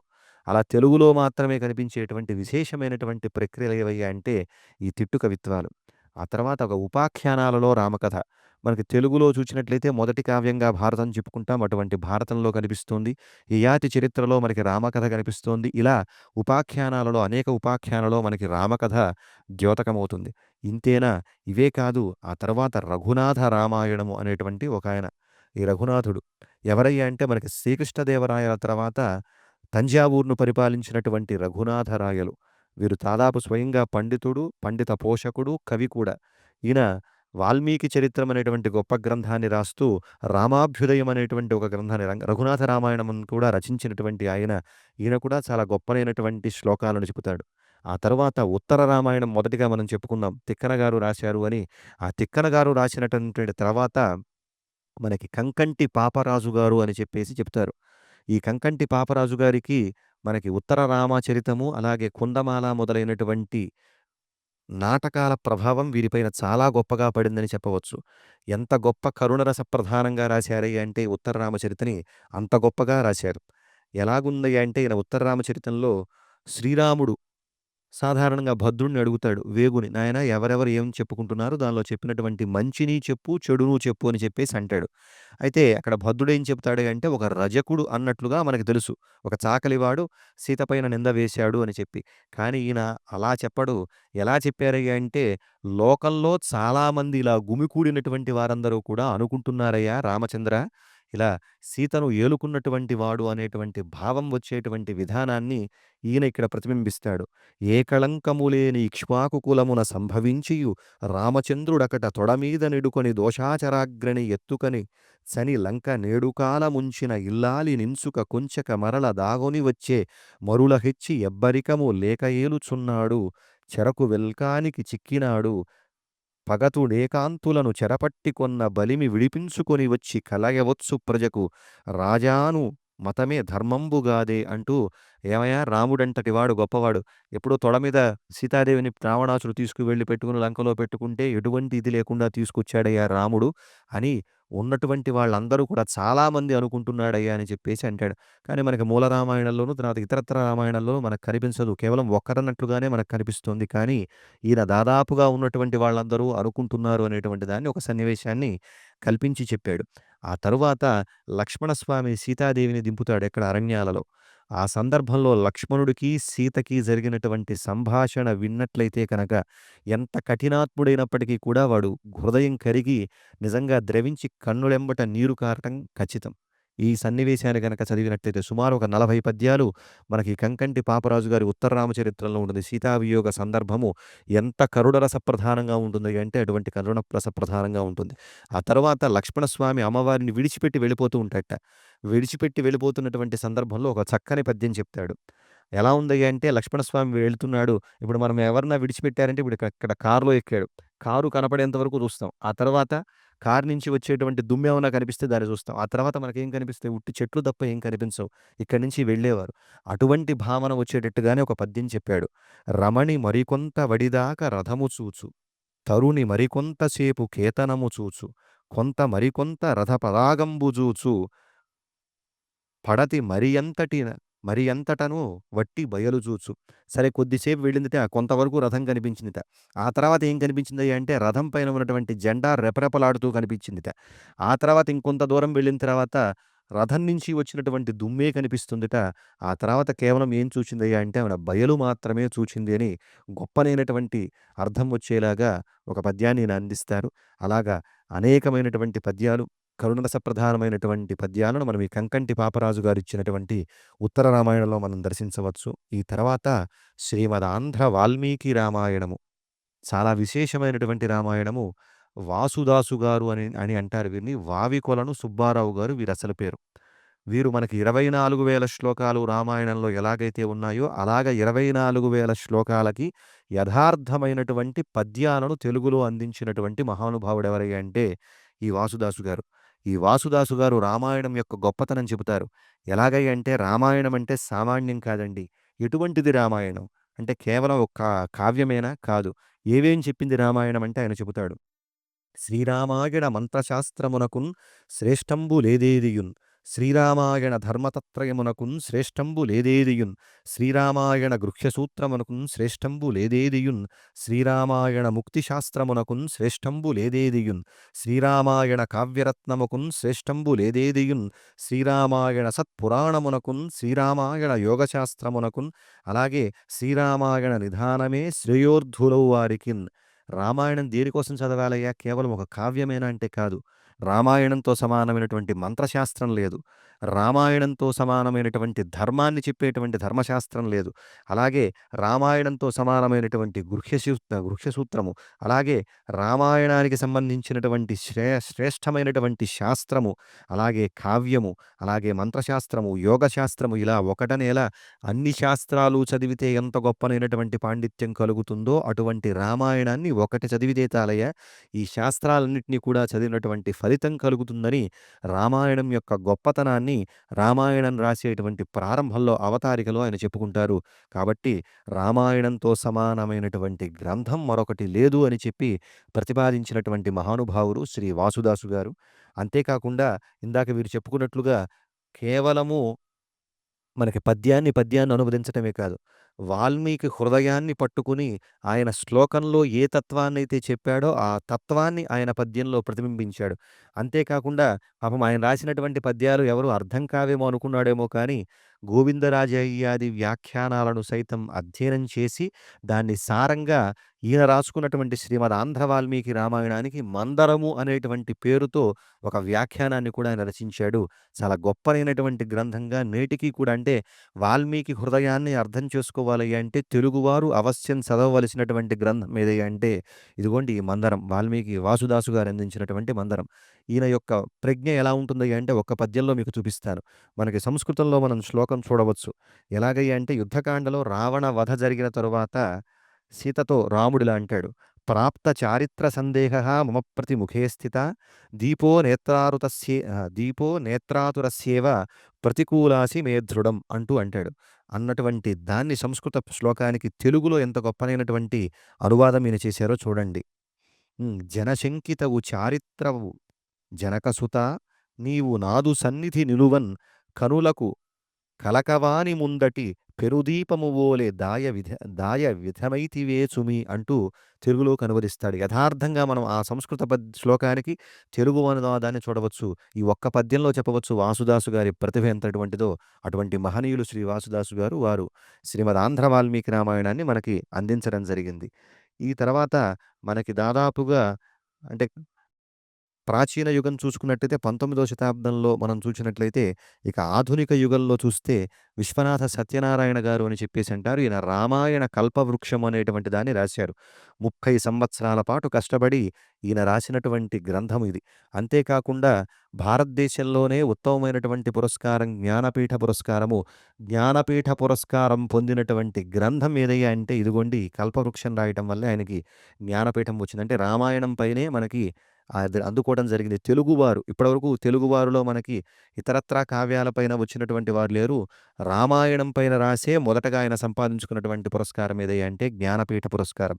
అటువంటి పురస్కారం పొందినటువంటి మహానుభావుడు ఈయన. అంతేకాకుండా ఈయన చాలా చక్కగా చెబుతాడు. "ఏమయ్య ఇంతమంది రాశారు కదా రామాయణాన్ని మళ్ళా నువ్వెందుకు రాయాలయ్యా? చాలామంది రాశారుగా" అని అనేటువంటి ప్రశ్న వచ్చిందనుకోండి, అన్నదానికి ఆయన సమాధానం చెబుతున్నాడు. మరల నిదేల రామాయణంబన్నచో ఈ ప్రపంచకమిదెల్ల నెల్లవేళల తినుచున్నదిన్నాళ్ళు తన రుచి బ్రతుకులు తనదిగాన చేసిన సంసారమే చేయుచున్నది తనదైన అనుభూతి తనదిగాన తలచిన రాముని తలచెద నేనును నా భక్తి రచనలు నావిగాన అంటూ కవి ప్రతిభలోన నుండు కావ్యకత శతాంశముల యందు 90 అయిన పాళ్ళు ప్రాగ్విపశ్చిమంతంబున రసము 1000 రెట్లు గొప్పది నవకథాధృతిని మించి అంటూ ఎలా ఉంటుందయ్యా అంటే, ఏమయ్యా అంతమంది రాశారు గదా! నువ్వు మళ్ళా రాయాలయ్యా అంటే, రామాయణం కథ పాతదే. అయినా రసవత్తరంగా, నవీనంగా చేయడంలో కవి ప్రతిభ ఉంటుంది. కవిత్వానికి ఉండవలసినటువంటి ప్రధాన లక్షణం కూడా అదే. ప్రపంచంలో ఎక్కడైనా అంతకు మించినటువంటిది ఏదీ లేదు అని ధాటిగా చెప్పినటువంటి వ్యక్తి ఎవరైనా ఉన్నాడయ్యా అంటే మనకి విశ్వనాథ వారే కనిపిస్తారు. అలాగా వాల్మీకి ఋషి హృదయపేటికలోని రహస్యాలను, ఆధ్యాత్మిక జ్ఞానాన్ని, దాదాపుగా అనేకమైనటువంటి అంశాలను, యోగశాస్త్రమైన సంబంధమైనటువంటి అంశాలను కూడా మనం వీరి రామాయణంలో చూడవచ్చు. ఇందాక మనం అనుకున్నాం. అయితే తండ్రి గారి యొక్క ఆజ్ఞతో నేను రాశానన్నాడు. వేరే కావ్యాలు ఎందుకయ్యా అన్ని కావ్యాలు రాసావు? అవసరం లేదు. ఎలా అంటే వ్రాసిన రామచంద్ర కథ వ్రాసితిననిపించుకో వృధాయాసముగా కట్టుకథ లైహికమా పరమ. మా తండ్రి గారు చెప్పారు. నాయనా వేరే వేరే కథలో గొప్ప కావ్యాలు రాస్తే కాదు. రాస్తే రాముడి కథే రాయాలి. అదే రాయి. అది రాస్తేనే మనకు ఇహపరమైనటువంటి సాధనమైనటువంటిది అని చెప్పి ఆయన చెప్పాడు. అంతేకాకుండా ఇందాక నేను చెప్పాను. తెలుగువారికి రాముడంటే చాలా ప్రీతి. తెలుగువారు ఏ పని చేసినా సరే అందులో రాముణ్ణి చూస్తారు అని చెప్పేసి అనుకున్నాం. వాల్మీకి కూడా గొప్పవాడంటాడు. ఎక్కడంటే మనకి యుద్ధకాండలో చివరిలో రామభూతం జగదభూతు రామే రాజ్యం ప్రశాసతి అని చెప్పినట్లుగా రామో రామో రామగతి ప్రజానా భవన్ కథాహ అని చెప్పినట్లుగా అక్కడ ఉన్నటువంటి ప్రజలందరూ మాత్రమే రామ రామ అనుకుంటున్నారట. అలాగే ఆ శ్లోకానికి ప్రతిబింబించేటువంటి విధంగా తెలుగువారి యొక్క ప్రతిబింబంగా ఈయన ఒక పద్యం రాస్తారు. చాలా అద్భుతమైనటువంటి పద్యం ఈయన రాసినటువంటి దానిలో శ్రమ పొందన్ క్షుధయున్ పిపాసయున్ తీరన్ గ్లిష్ట కార్యాంత విశ్రమనందన్ నిదురింపన్ నిద్ర మేల్కొన్నన్ వచోగ్రిమ భాగంబుల సర్వభూప్రజకు తండ్రి రామచంద్రాగటన్న మహావాక్యమె గోచరించెసు మహానందంబు సంధించుచున్నంటూ ఏ ఏ పనులో చేస్తున్నారై అంటే రాముడు పుట్టింది మొదలు, రామ అనే పేరు పెట్టింది మొదలు, అయోధ్యాజనులకు అన్ని వేళలా అంటే ఏదయ్యా అంటే రామనామమే. ఎప్పుడు శ్రమపడిన ఆయాసపడితే రామ, ఆకలి ముందు రామ, ఆకలి తీరిన తర్వాత రామ, పడుకున్నా రామ, నిద్ర లేచినా రామ. అలా ఏ పనులు చూచినా సరే రామ అనేటువంటి మాటతోనే తెలుగువారు ఉంటారు అని తెలుగువారికి జీవనానికి ప్రతిబింబించేటువంటి పద్యం ఈయన మనకి అందించడం జరిగింది ఇలా కల్పవృక్షంలో. అంతేకాకుండా మనకి రామచంద్రమూర్తి యొక్క బాల్యలీల మనకు కనిపించదు. అలా పుట్టాడు, 18వ సర్గలో దాదాపుగా విశ్వామిత్రుడొస్తాడు, ఆయనతో వెళ్ళిపోతాడు. అంతే తప్ప రామచంద్రమూర్తి యొక్క బాల్యలీలలు మనకెక్కడా కూడా మనం కనిపించవు. అయితే ఈ బాల్యలీలను ప్రతిబింబించేటువంటి ఒక పద్యం విశ్వనాథ వారు చెబుతారు. సాధారణంగా అప్పుడప్పుడే మాటలొస్తున్నటువంటి పిల్లవాడిని అడిగారనుకోండి, కౌసల్య అడిగిందిట, "ఏమయ్యా నీ పేరేంటయ్యా" అని. "నా పేరు లామ" అని చెప్పాడట. ఆయన పేరు పలక్క, లామ అన్నట్ట. సరే అప్పుడప్పుడే ముద్దు ముద్దుగా పలుకుతున్నాడు రామచంద్రమూర్తి. అయితే "మీ తండ్రి పేరేంటయ్యా" అన్నట్ట. "దాచాతమాలాలు" అంటే దశరథ మహారాజు. చిన్న పిల్లవాడు ఎలా చెప్తాడయ్యా అంటే దాన్ని దాచాతమాలాలు అన్నట్లుగా అలా చెప్పాడట. ఆ పద్యాన్ని చెబుతున్నారు చాలా అందంగా. తానో లాములు తండ్రి ఎవరయ్యా దాచాత మాలాలు నౌలే నా పేర నమ్మగాల నగ నొల్లిదన్లి కౌసల్య తండ్రి నాగాననబోయి రాక కనులన్ నీర్వెట్ట కౌసల్యనౌ నే కానులే ఎమ్మనే అని ప్రభున్ కౌసల్య ముద్దాడెడెన్. అయితే ఇప్పుడు ఇద్దరికీ చెప్పాడు. లాములు అన్నాడు, దాచాత మాలాలు అన్నాడు. నేనెవరయ్యా అని అడిగిందిట. అడిగితే ఆవిడేం పేరు చెప్పారంటే అమ్మగారు అన్నట్ట. నేను అమ్మగారినా కాదు కదా నా పేరేంటంట. అంటే కౌసల్య అనేటువంటి మాట పాపం రాముడికి పలకటం రాలేదట. చిన్నపిల్లవాడు కదా! అనేసరికి కంటి నీరు పెట్టాడట. "వద్దులే నేను కౌసల్యని కాదులే నీ తల్లినే" అని చెప్పేసి ఆమె హృదయానికి హత్తుకుందిట. అలాగ రామచంద్రమూర్తికి సంబంధించినటువంటి బాల్య లీలలు కూడా మనకి తెలుగు రామాయణంలో కనిపిస్తాయి. ఇతరత్రా మనకి ఇటువంటి గొప్పనైనటువంటి దృష్టాంతాలు అంటే మాతృప్రేమ మొదలైనటువంటివి పిల్లలు ఎదుగుతున్నటువంటి మనకి భాగవతంలో శ్రీకృష్ణ లీలలో చిన్న పిల్లలకు సంబంధించినటువంటి లీలలు అనేకం కనిపిస్తాయి. కానీ రామచంద్రమూర్తికి బాల్య లీలలకు సంబంధించినటువంటి లీలలు మనం చూడాలి అంటే మనకు ఉపాధేయం ఏదయ్యా అంటే తెలుగు రామాయణాలే. దాదాపు చాలా చోట్ల మనకి రామచంద్రమూర్తి యొక్క బాల్యలీలలు కనిపిస్తాయి. అలా బాల్యలీలను కూడా ప్రదర్శించినటువంటి ఏదయ్యా అంటే ఈయన. అంతేకాకుండా మనకి సాధారణంగా మనకి శబరిని ఉన్న సందర్భంలో శబరిని పోలుస్తూ ఉంటారు. ఎలాగంటే దాదాపుగా ఆవిడ ముసలి ఆవిడ దాదాపు ఎదురు చూస్తూ ఉంది రామచంద్రమూర్తికి అని చెప్పేసి. ఆయన గొప్పగా అంటాడు. ఎలాగయ్యా అంటాడయ్యా అంటే ఒక మాటలో ఉంటాడు. తుట్ట తుదదాక ఎండిన చెట్టు కొమ్మ శేఖరమ్ము ఎందు పుష్పించినట్లు అని. అంటే ఎలా ఉంది అంటే మొత్తం ఎండిపోయిందిట. ఎండిపోయి చివరి కొమ్మ పైన పుష్పించినట్లు విధానంగా ఉందిట. దీనిలో యోగ శాస్త్రాన్ని మనకి చెప్తాడు. ఎక్కడయ్యా అంటే ఆమె వయసు రీత్యా చివరి దశలో ఉంది అనేటువంటి ఒక అర్థం మనకు కనిపిస్తోంది. కానీ ఆమె శిరస్శిఖరంలో సహస్రారం విచ్చుకున్నది.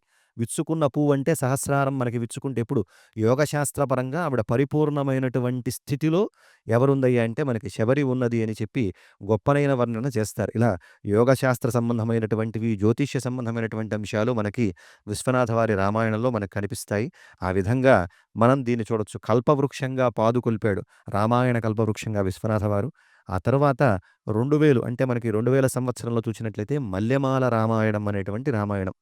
దాదాపుగా ఈయన సినిమాలు తీసేటువంటి వ్యక్తి. అయినప్పటికీ కూడా తెలుగులో చాలా గొప్పనైనటువంటి ఆధునిక రామాయణం. అంటే మనం సుమారు 12వ శతాబ్దం దగ్గర నుంచి ప్రస్తుతం ఉన్నటువంటి వాటి వరకు వచ్చాము. అంటే ఇలా రామకథ ఎంతమంది ద్వారా వచ్చిందో అని తెలియజేయటమే నాకు ప్రధాన ఉద్దేశ్యము.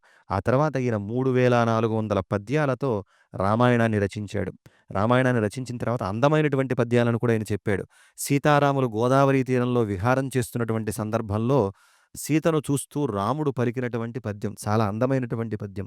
చిగురెండ ఒడిలోన సిరుమెల్లె నవ్వినా కనుపించు వెలుగులో కలవు నీవు. చిరుగాలి కెరటాల వరివెన్నె సూపిన మొలకెత్తు కులుకులో కలవు నీవు. నీలిమబ్బునుగాంచి నెమలి నర్తించిన కదలాడు హొయలలో కలవు నీవు. నెలవంక స్పర్శతో శలయేరు పొంగిన చెలరేగు నురుగులో కలవు నీవు. ఇచ్చటచ్చట అననేల నీ విశాల విశ్వమందు చైతన్య విలసితమ్ములైన ప్రత్యంశమందు ప్రత్యన్వందు కంటి కనుపించని కమ్మని కలవు నీవు. ఇలా చూస్తే మనకి అన్నిట్లోనూ నువ్వు ఉన్నావని చెప్పేసి అంటాడు. సాధారణంగా మనకి ప్రకృతిగా ఎవరిని చెబుతారయ్యా అంటే సీతమ్మ వారిని చెప్తారు. సారతారోపనిషత్ అంటూదన్నటువంటి గ్రంథంలో మనకి సీత ప్రకృతి స్వరూపిణిగా మనకు కనిపిస్తుంది. అలాగా మొత్తం వ్యాపించినటువంటి ప్రకృతి స్వరూపిణి నీవు అనేటువంటి విధానాన్ని కూడా మనకి తెలుగు పద్యాలలో మనకి కనిపిస్తుంది. ఇక దాని తర్వాత చూస్తే రామకథ. దేనిలోకి మారలేదు. కీర్తనలలో రామకథ. మనకి సంకీర్తనలున్నాయి. మనం సంకీర్తనలు చూస్తే దాదాపుగా వాగ్గేయకారుల్లో తొలి తెలుగుగా చెప్పుకునేటువంటి పదకవితా పితామహుడు. కీర్తన భక్తి మనకి శ్రవణం, కీర్తనం విష్ణో స్మరణం, పాదసేవనమని నవవిధ భక్తియుతులలో కీర్తన అనేటువంటిది ఒక విధానము. అంటే స్వామిని కీర్తిస్తూ పరమపదానికంటే దాదాపుగా మనకి బెంగుళూరు వెళ్ళాలంటే ఇక్కడి నుంచి చాలా రోడ్లుండొచ్చు. కానీ మనం వెళ్ళేది బెంగుళూరే. అలాగే భగవంతుని చేరుకోవడానికి అనేక మార్గాలున్నాయి. అటువంటి వాటిల్లో నవవిధ భక్తి విధానాలు ఒకటి. అలాగే ద్వారా చేరుకున్నా సరే మనం భగవంతుని చేరుకుంటాం. అటువంటి వాటిల్లో కీర్తన అనేటువంటిది చాలా గొప్పనైనటువంటి భక్తి. ఆత్మ నివేదన, జీవుడి యొక్క వేదన దేనిలో తెలియజేస్తారు అంటే కీర్తనలో తెలియజేస్తారు. తమకున్నటువంటి విశ్వాసము, తమకున్నటువంటి భక్తి ఇవేనా కాదు స్వామి యొక్క గుణవైభవము, నామవైభవము, చారిత్రక వైభవము ఇలా భగవంతుడికి ఎన్ని వైభవాలున్నాయో అన్ని వైభవాలని మనం కీర్తనల్లో మనం దర్శించవచ్చు. అలా తొలి కీర్తనకర్తగా మనకి చెప్పబడేటువంటి వారు అన్నమయ్య. పదకవితా పితామహుడుగా తెలుగులో ఉత్తమమైనటువంటి గ్రంథాలలో 32,000 సంకీర్తనలు రచించినటువంటి మహానుభావుడిగా మనకి ఆయన ప్రసిద్ధి పొందారు. ఎవరయ్య అంటే అన్నమాచార్యుడు. అలా 32,000 సంకీర్తనలో కూడా రామచంద్రమూర్తి సంకీర్తనలు ఎన్ని రాశారో తెలుసా అన్నమయ్య? 14,000 సంకీర్తనలు రాశాడట. ఆయన ఉదాహరణకి విష్ణు భక్తులే, వెంకటేశ్వర స్వామి భక్తులైనప్పటికీ కూడా ఈయన 14,000 సంకీర్తనలు రాశాడని చారిత్రకులు చెబుతున్నటువంటి మాట. అలాగ అందులో కీర్తనలో కూడా రామకథ చాలా చోట్ల మనకి అన్నమయ్య చెబుతారు. దానిలో మొదటివన్నది రాజీవనేత్రాయ రాఘవాయ నమో సౌజన్య నిలయాయ జానకీ రామ అనేటువంటి కీర్తనలో చాలా అద్భుతమైనటువంటి రామకథను మొత్తం చెబుతారు. సంస్కృతమైనటువంటి కీర్తన. దీనిలో దశరథ తనూజాయ తాటకా దమనాయ కుశిక సంభవ యజ్ఞ గోపనాయ పశుపతి మహాధనుర్భంజనాయ నమో విశద భార్గవ రామ కరణాయ భరిత ధర్మాయ శూర్పణఖాంగ హరణాయ ఖరదూషణాది రిపుఖండనాయ ధరణి సంభవ సైన్య దక్షకాయ నమో నిరుపమ మహావారి బంధనాయ హత రావణాయ సమ్య మినధా వరదాయ అతులితాయోధ్యా పురాధిపాయ హితకర శ్రీ వెంకటేశ్వరాయ నమో వితత వావిలపాటి వీరరామాయ అంటూ కీర్తనల్లో రామకథ మొత్తం చెబుతూ ఎక్కడైతే వెంకటేశ్వర ముద్రని ఈయన ఎక్కడైతే ఏ స్వామినైతే కీర్తించాడో ఆ స్వామి యొక్క పేరును కూడా ఈయన కీర్తనలో రాయటం జరిగింది. అలా కీర్తనలలో కూడా రామకథ మనకు చొచ్చుకు వచ్చింది.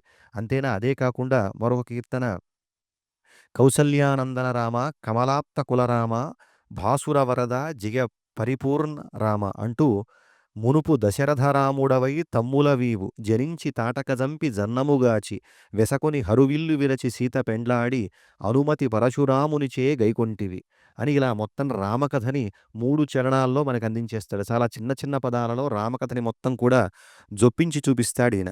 ఇలా అనేక కీర్తనలు అన్నమాచార్యుడు రాసినటువంటి అనేక కీర్తనల్లో మనం రామకథ చూడవచ్చు. అంతేకాకుండా ఇంకా చాలా గొప్పనైనటువంటి కీర్తన దాంట్లో ఎవరెవరికి ఆయన ఎటువంటి విధానంగా ఉన్నాడో మనకు చూపిస్తాడు. రామచంద్రుడి యొక్క తత్వాన్ని మనకు తెలియజేస్తాడు అన్నమయ్య. ఎలాగయ్యా అంటే రామచంద్రుడితడు రఘువీరుడు కామిత ఫలములీయ కలిగే నిందరికి రామచంద్రుడితడు రఘువీరుడు గౌతమ భార్యా పాలిటి కామధేనువితడు ఘాతల కౌశికుపాలి కల్పవృక్షము సీతాదేవి పాలిటి చింతామణి ఈతడు దాసుల పాలి ఇహ పరదైవము రామచంద్రుడితడు రఘువీరుడు. ఎవరెవరికి ఎలా రామచంద్రుడు ఉన్నాడో చెబుతున్నాడు. గౌతమ భార్యాపాలి ఈమె అహల్యకి ఎటువంటి వాడయ్యా అంటే కామధేనువుట. ఆ తర్వాత కౌశికుపాలి అంటే విశ్వామిత్రుడి పాలెలాగయ్యా అంటే కల్పవృక్షము. సీతాదేవికి ఎలాంటి వాడయ్యా అంటే చింతామణి. ఇక దాసులకి ఎలాగయ్యా అంటే ఇహపర దైవం ఎవరయ్యా అంటే రామచంద్రమూర్తి. అంతేకాకుండా సుగ్రీవుపాలి పరమబంధుడివితడు. తర్వాత హనుమంతుడికి ఎవరయ్యా అంటే సామ్రాజ్యము. హనుమంతుడికి మొత్తం అంటే రామభక్తి సామ్రాజ్యానికి రారాజు ఎవరయ్యా అంటే హనుమంతుడే. కాబట్టి అటువంటి హనుమంతుడికి ఏదయ్యా అంటే సామ్రాజ్యము. నిరతి విభూషణుపాలి నిధానము. విభీషణుడికి నిదానమైనటువంటి వాడు జనకుపాలి ఎలాగయ్యా అంటే జనకుడికి ఘనపారిజాతము. ఆ తర్వాత శబరికి ఎటువంటి వాడయ్యా అంటే తత్వపు రహస్యము. ఆ తర్వాత గుహుడికి ఆదిమూలము. ఇక కలరన్న వారికి కన్నులెదుట మూర్తి వెలయ శ్రీ వెంకటాద్రి విభుడితడు అంటూ అద్భుతంగా రామచంద్రమూర్తి ఎవరెవరి పాలిట ఎటువంటి విధానాన్ని పొందాడో మనకి కీర్తనల్లో చూపిస్తాడు అన్నమాచార్యుడు. ఆ తరువాత కీర్తన రచయితలలో రెండోవాడు మా భద్రాచలానికే గొప్పనైనటువంటి భద్రాచలం యొక్క విఖ్యాతిని జగద్విదితం చేసినటువంటి మహానుభావుడు భక్త రామదాసు గారు. భద్రాచల క్షేత్ర ఆవిర్భావానికి కారకుడు భద్రుడైతే, భద్రాచల ఆవిష్కారానికి కారకుడు, కలియుగంలో కూడా భక్తుల పాలిట రాముడు పలుకుతాడన్న దానికి చరిత్రగా నిలిచిపోయినటువంటి వ్యక్తి మనకి రామదాసు గారు. ఆయన రామదాసు గారి పుత్రుడు గంజిగుంటలో పడి మరణించినప్పుడు ఈయనే చెరసాలలో ఉండి బాధలు అనుభవిస్తున్నటువంటి సందర్భంలో రామచంద్రమూర్తి యొక్క అనుగ్రహం ఆయన పైన ఎలా విధంగా పడిందో మనం చూడవచ్చు. ఎన్నో వందల కీర్తనలు రాశాడు. అన్ని వందల కీర్తనల్లో కూడా దాదాపుగా రామభక్తి సామ్రాజ్యంలో రామదాసు గారిని, రామ సంబంధమైనటువంటి కీర్తనలు పాడేటప్పుడు రామదాసు గారి కీర్తనని పాడుకున్నటువంటి వారు ఉండరు. అయితే వీరి సంప్రదాయం భజన సాంప్రదాయం. భజన సాంప్రదాయానికి ఆద్యులుగా ఆనంద భైరవి రాగంలో మొట్టమొదటిసారిగా కీర్తన స్వరపరిచినటువంటి వాగ్గేయకారులుగా రామదాసు గారి ప్రసిద్ధులు. కర్ణాటక సంగీత త్రయంలో గొప్పగా చెప్పుకునేటువంటి త్యాగరాజస్వామి వారు సైతం రామదాసు గారు ఆలపించినటువంటి పాటల్ని పాడుకుంటూ రామదాసు గారిని తాము రాసినటువంటి 5 కీర్తనల్లో కీర్తించాడయ్యా అంటే తర్వాత వచ్చినటువంటి భక్తుల పట్ల రామదాసు గారి ప్రభావం ఎంత ఉందో మనం అర్థం చేసుకోవచ్చు. అటువంటి గొప్పనైనటువంటి వ్యక్తి ఆత్మ నివేదనని మొత్తం శ్రీ వైష్ణవ సంప్రదాయంలో నాయనా నీవే తప్ప ఇతఃపరం మెరుగైనటువంటి అన్యథా శరణం నాస్తి అనేటువంటి తత్వానికి ప్రతీకగా నిలిచినటువంటి వ్యక్తి ఎవరయ్యా అంటే మనకి రామదాసు గారు. ఆ రామదాసు గారు చాలా కీర్తనలు రాశాడు. రారా రామ సీతా రామ రామ రామ రారా నిను చాలా రాజులందరూ పిలువవచ్చిరి. క్షేమమొసగే భద్రశైల ధాముడవై వెలసిన తండ్రి రారా నా దగ్గరికి రారా అంటే మౌని యాగము కాచి శిలను మగువ చేసి జనకు నింట శివుని విల్లు విరచి మించి సీతను చేకొన్న స్వామి అంటూ 3 చరణాలలో మనకి రామకథని అందిస్తారు. తపసి వేషమలవరించి తండ్రి కొరకు వనమునకేగి తపనసుతుని కాచి యుధది దాటి రావణుని ద్రుంచిన లంక విభీషణుని కొనగి లలనగూడి అయోధ్యకు శంకలేక ఏలుచున్న శ్రీపతి భద్రాచల నివాస రామ అంటూ 3 చిన్న చరణాల్లో మనకి రామకథను మొత్తం తెచ్చేసేశారు. మనకి సాధారణంగా తెలుగులో ఒక సామెత ఉంది. కట్టే కొట్టే తెచ్చే అని. ఏం కట్టాడు? వారధిని కట్టాడు. కట్టే. కొట్టే ఎవరిని కొట్టాడు? రావణాసురుడిని కొట్టాడు. తెచ్చే ఎవరు తెచ్చాడు? సీతమ్మను తెచ్చాడు. అలా 3 మాటల్లో 3 పదాలలో రామకథ మొత్తం పూర్తయ్యేటువంటి తెలుగు సామెతలు గూడా మనకి దీనిలో కనిపిస్తాయి. ఆ తరువాత ఇంకొక కీర్తన. రక్షించు దీనుని రామ రామ నీ రబడి తోడు నన్ను రక్షింపకున్న నీ తండ్రి దశరథ రాజు తోడు రక్షించు దీనుని అంటే తన్ను రక్షించవయ్యా అని చెప్పేసి ఒక్కొక్కళ్ళ మీద ఒట్టు పెడుతున్నాడు. ఎవరి మీద ఒట్టు పెడుతున్నాడు అంటే ప్రామిస్ చేస్తున్నాడు అనమాట. నువ్వు నన్ను రక్షించకపోతే వాళ్ళ మీద ప్రామిస్. ఎవరి ఫస్ట్ ప్రామిస్ ఎవరిదయ్యా అంటే దశరథ మహారాజు పైన పెట్టాడు. నువ్వు నన్ను రక్షిస్తావా? దశరథ మహారాజు తోడు నన్ను రక్షించు. అంతేనా? ఆ తరువాత అరుదు మీరగా విభీషణుని బ్రోచితి వల్లినాడు అట్లు కరుణింపగా మీ తల్లి కౌసల్య తోడు. విభీషణుని రక్షించావు కదా! అలాగా నన్ను రక్షించు. లేదా నీ తల్లి అయినటువంటి కౌసల్య పైన ఒట్టు. ఆ తరువాత గిరిగొన్న వేము సుగ్రీవు బ్రోచితివి కదా! సుగ్రీవుని కాచావు గదా! అలా సుగ్రీవుని రక్షించినట్లు నన్ను రక్షించు. అలా రక్షించకపోతే ఎవరిపైన ఒట్టయ్యా అంటే వశిష్ఠుడి పైన ఒట్టు. ఆ తరువాత అంతేకాకుండా అహల్య శాపాన్ని పోగొట్టావు కదా! అహల్య శాపం పోగొట్టినట్టే నాకున్నటువంటి ఇబ్బందిని గూడా తొలగించు. అలా లేకపోతే లక్ష్మణుడి పైన ఒట్టయ్యా. అంటూ ఇలా మొత్తం రామకథని మొత్తం కూడా చెప్పిస్తూ ఎవరికి ఆయన ఉన్నతమైనటువంటి దాన్ని అనుగ్రహించాడు, సుఖాన్ని అనుగ్రహించాడు. ఆ విధంగానే నాకు అనుగ్రహిస్తూ అంటూ ఒక్కొక్కరిపైన ఒట్టు పెట్టుకుంటూ రామదాసు గారు కీర్తనలు రచించడం జరిగింది. ఇవే కాకుండా దాశరథి శతకం అనేటువంటి కీర్తన, ఆ తరువాత గొప్పగా చెప్పబడేటువంటి కీర్తనలో ఇంకొక కీర్తన. అంతా రామమయం ఈ జగమంతా రామమయం అంటూ ఇది గొప్పనైనటువంటి మనకి సంస్కృతంలో సంధి పూర్వరూప సంధి అని చెప్పేసి అంటారు. అంతహా రామమయం. అంతా రామమయం. అంటే అంతః అంటే లోపల రాముడు. తెలుగులో చూస్తే అంతా రాముడు అంటే మొత్తా రాముడు. అంటే దాదాపుగా సంస్కృత పరిజ్ఞానం రామదాసు గారికి గొప్పగా ఉంది అని చెప్పడానికి ఉదాహరణ ముందు మనం ఒకటి చెప్పుకుందాం. దీనిలో అంతా రామమయం, జగమంతా రామమయం అన్నాడు. ఆ తరువాత దీనికి ఈ ఒక్క పదానికి మనకి వ్యాఖ్యానంగా కీర్తనంతా రాస్తాడు. ఎలాగై అంటే అంతరంగమున ఆత్మారాముడు అనంతరూపముల వింతలు సలుపుగా సోమసూర్యులు సురతారను ఆమహాంబుధులు అవనీజంబులు అండాండంబులు పిండాండంబులు బ్రహ్మాండంబులు బ్రహ్మలు మొదలుగా నదులు వనంబులు నానామృగములు విజితకర్ణములు వేదశాస్త్రములు అష్టదిక్కులు ఆదిశేషుడు అష్టవసువులు అరిషడ్వర్గము అంటూ మొత్తం కూడా వీళ్ళెవరైతే ఉన్నారో ఆ ప్రపంచం మొత్తం కూడా తారక బ్రహ్మంగా ఎవరైతే భాషిస్తూ ఉంటారో అటువంటి వాడివయ్యా నీవు అంటూ రామచంద్రమూర్తిని అలా తారక బ్రహ్మ స్వరూపుడు విశ్వవ్యాపుడైనటువంటి రామచంద్రమూర్తిని మనకు కనులకు కట్టినట్టుగా చూపిస్తాడు రామదాసు గారు. అంతేకాకుండా ఇక రామనామం యొక్క గొప్పతనాన్ని తెలియజేసేటువంటి కీర్తనలు అనేకం రాశాడు రామదాసు గారు. అలాగే రామజోగి మందుగోనరే ఓ జనులారా రామజోగి మందుగోనరే రామజోగి మందు మీరు ప్రేమతో భుజించినప్పుడే అలా మొత్తం ఎలాగా రామజోగి మందు తీసుకోండి గొప్పనైనటువంటిది. భవలతలన్నిటినీ తుంచేటువంటి మందు. అలాగే కాటుక కొండల వంటి పాపాలన్నిటినీ కూడా దూరం చేసేటువంటి మందు ఏదయ్యా అంటే మనకి రామనామం తప్ప ఇంకొకటి లేదు అని చెప్పి ఆయన చెబుతాడు. అంతేకాకుండా ఇప్పుడు అవశ్యం కూడా నేను చదివి వినిపించవలసింది. ఒక్కసారి రామాయణ పారాయణ మొత్తం కూడా మనం చేసినటువంటి ఫలితం వచ్చేటువంటిది రామదాసు గారు జగతికి అందించినటువంటిది కేశవాది చతుర్వింశతి నామ ప్రతిపాదక సంక్షిప్త చూర్ణికారూప రామాయణం ఇది. ఇది దాదాపుగా చాలామంది కొంతమంది వినుంటారు, కొంతమంది వినుండరు. అయినప్పటికీ కూడా ఇక్కడ చెప్పటం తెలుగువారు కూడా సంస్కృతంలో రామకథ చెప్పారంటానికి ఇది. దాన్ని మనకొక్కసారి మీకు వినిపిస్తానిప్పుడు. శ్రీరామాయ నమః. శ్రీ భద్రాచల భక్త రామదాస విరచిత చతుర్వింశతి నామ ప్రతిపాదక చూర్ణికారూప సంక్షిప్త రామాయణం ప్రారభ్యతే. బాలకాండ మొత్తం దీనిలో రామకథ మొత్తం వస్తుంది.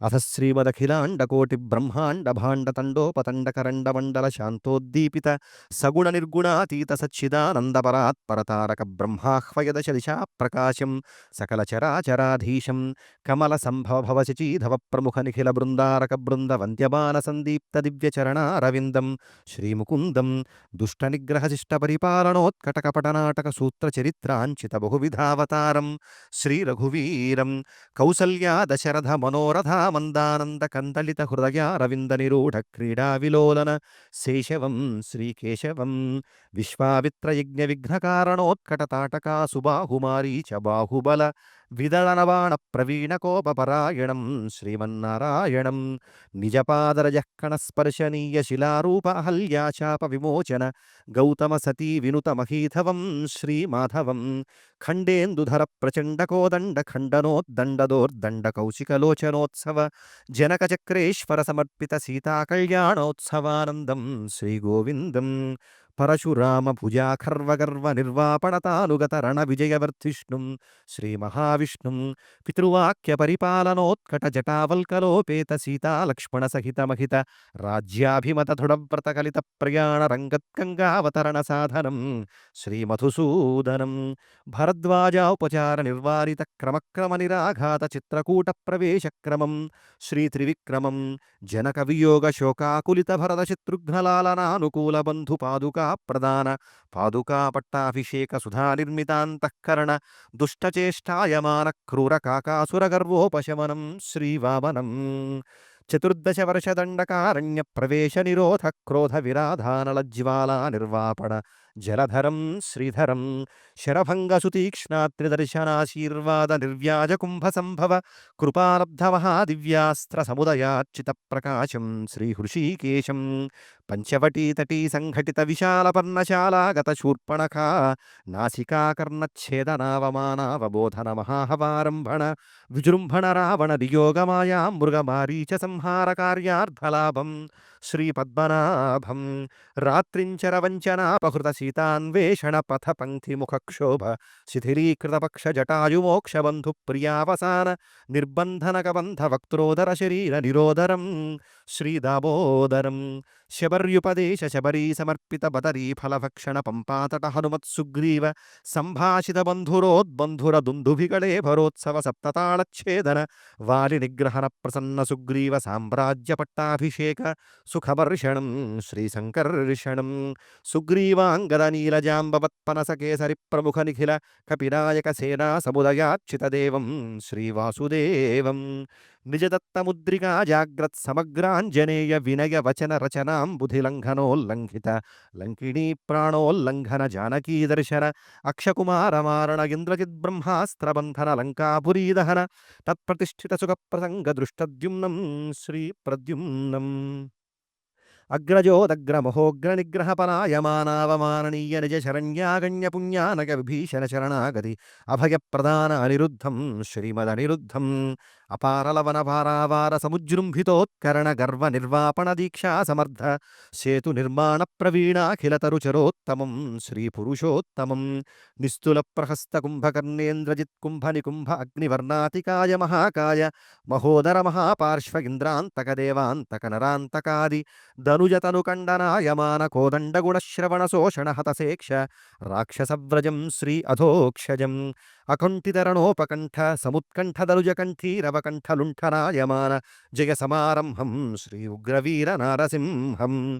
దశగ్రీవానుజపడ్డపత్రద్వాసక్త విభవ లంకాపురీ స్ఫురణ సకల సామ్రాజ్య సుఖాచ్యుతం శ్రీమదచ్యుతం సకల చరాచర సురాసురాద్భుత ప్రజ్వలిత పావకముఖ పూతాయమాన సీతా లక్ష్మణానుగత మహనీయ పుష్పక విమానాధిరోహణ నందిగ్రామస్థిత వరద శత్రుఘ్న భ్రాతృభిర్యుత జటావల్కల విసర్జనాంబరభూషణాలంకృత శ్రేయో వివర్ధనం శ్రీజనార్దనం అయోధ్యానగర శ్రీ సీతారామచంద్ర మహాసామ్రాజ్య పట్టాభిషేక మహోత్సవ నిరంతర దిగంత విశ్రాంతహార హీర కర్పూర పయఃపారావార పారదవాణి కుందేందు మందాకిణీ చందన సురధేను శరదంబుదాళీధరదంభోళీ శతధారాధావళ్య శుభకీర్తి ఛటాంతర పాండురీ భూత సభా విభ్రాజమాన నిఖిల భువనైక యశస్సాంద్రం శ్రీమదుపేంద్రం భక్తజనతా సంరక్షణ దీక్షా కటాక్ష విజృంభమాణ శుభోదయ సముజ్జరిం శ్రీహరిం కేశవాది చతుర్వింశతి నామగర్భ సందర్భిత నిజ కథాంగీకృత మేధావర్ధిష్ణుం శ్రీమహావిష్ణుం సర్వసుపర్వ పార్వతీ పరమేశ్వర హృదయ కమల తారక బ్రహ్మరామ సంపూర్ణకామం శ్రీరామం భవతరణానుగుణ సాంద్రం భవజనిత భయోచ్ఛేదఛిద్రమచ్ఛిద్రం భక్తజనమనోరథోన్నిద్రం శ్రీమద్భద్రాచల రామభద్రం భక్తరామదాస సుప్రసన్నం భజేహం భజేహం భజేహం భజేహం ఇది శ్రీ భక్తరామదాస విరచిత చూర్ణికారూప సంక్షిప్త రామాయణం సమాప్తం. జై శ్రీరామ్, జై జై శ్రీరామ్. ఆ విధంగా రామదాసు గారు సుందరంగా కేశవాది నామాలతో 24 నామాలతో, అంటే వైదిక లోకంలో కేశవాది నామాలు చెప్పకుండా వైదిక ప్రక్రియ ఏదీ జరగదు. అటువంటి కేశవాది నామాలను ఉపయోగిస్తూ చూర్ణికగా, అంటే మంగళకరమైనటువంటి రామాయణాన్ని తెలుగువారై ఉండి సంస్కృతంలో అందించడం చాలా విశేషము. మాకు ప్రతిరోజు కూడా ప్రతినిత్యంలో కూడా భద్రాచల క్షేత్రంలో స్వామివారికి తిరుమంజనం జరిగిన తర్వాత, అభిషేకం జరిగిన తర్వాత ఇది నిత్యం కూడా అవశ్యం పఠింపబడుతుంది ఈ చూర్ణికారూప సంక్షిప్త రామాయణం. అటువంటి విశేషమైనటువంటి రామాయణాన్ని ఆ తరువాత దాశరథి కరుణాపయోనిధి అనేటువంటి గొప్పనైనటువంటి దాశరథి శతకం అనేటువంటి కర్తని రచించి భద్రాచల రామచంద్రమూర్తి యొక్క సేవలో తరించినటువంటి మహనీయుడు శ్రీ రామదాసు గారు. వీరి వల్ల ప్రభావం, వీరి ప్రభావం తెలుగు జాతిపై విపరీతంగా ఉంది అని చెప్పేసి మనం చెప్పవచ్చు. అలాగ ఎంతోమంది రామభక్తులుగా మారినటువంటి వారు, రామదాసు గారి కీర్తనలు చదివి తాము కీర్తనలు రచించినటువంటి ఎంతోమంది మహనీయులు కూడా ఉన్నారు. ఆ తరువాత తూము లక్ష్మీ నరసింహదాసు గారు అనేటువంటి మరో మహానుభావుడు భద్రాచలంలో 10 రకాల ఉత్సవాలను ఏర్పాటు చేశాడు. ఆ మహానుభావుడు కూడా అనేక కీర్తనలు రాశారు. ఉత్సవ సంప్రదాయ కీర్తనలు రచించినటువంటి మహోన్నతమైనటువంటి వ్యక్తి. ఈ కీర్తనలో కూడా మనకి రామకథ మనకు కనిపిస్తోంది.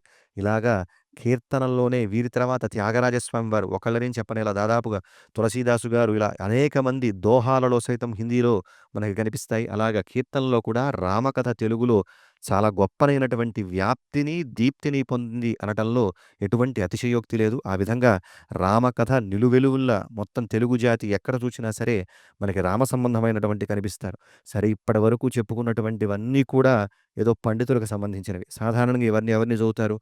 బాగా పాండిత్యం కలవారు కీర్తనలు విన్నా, ఏవి విన్నా సరే బాగా చదువుతారు.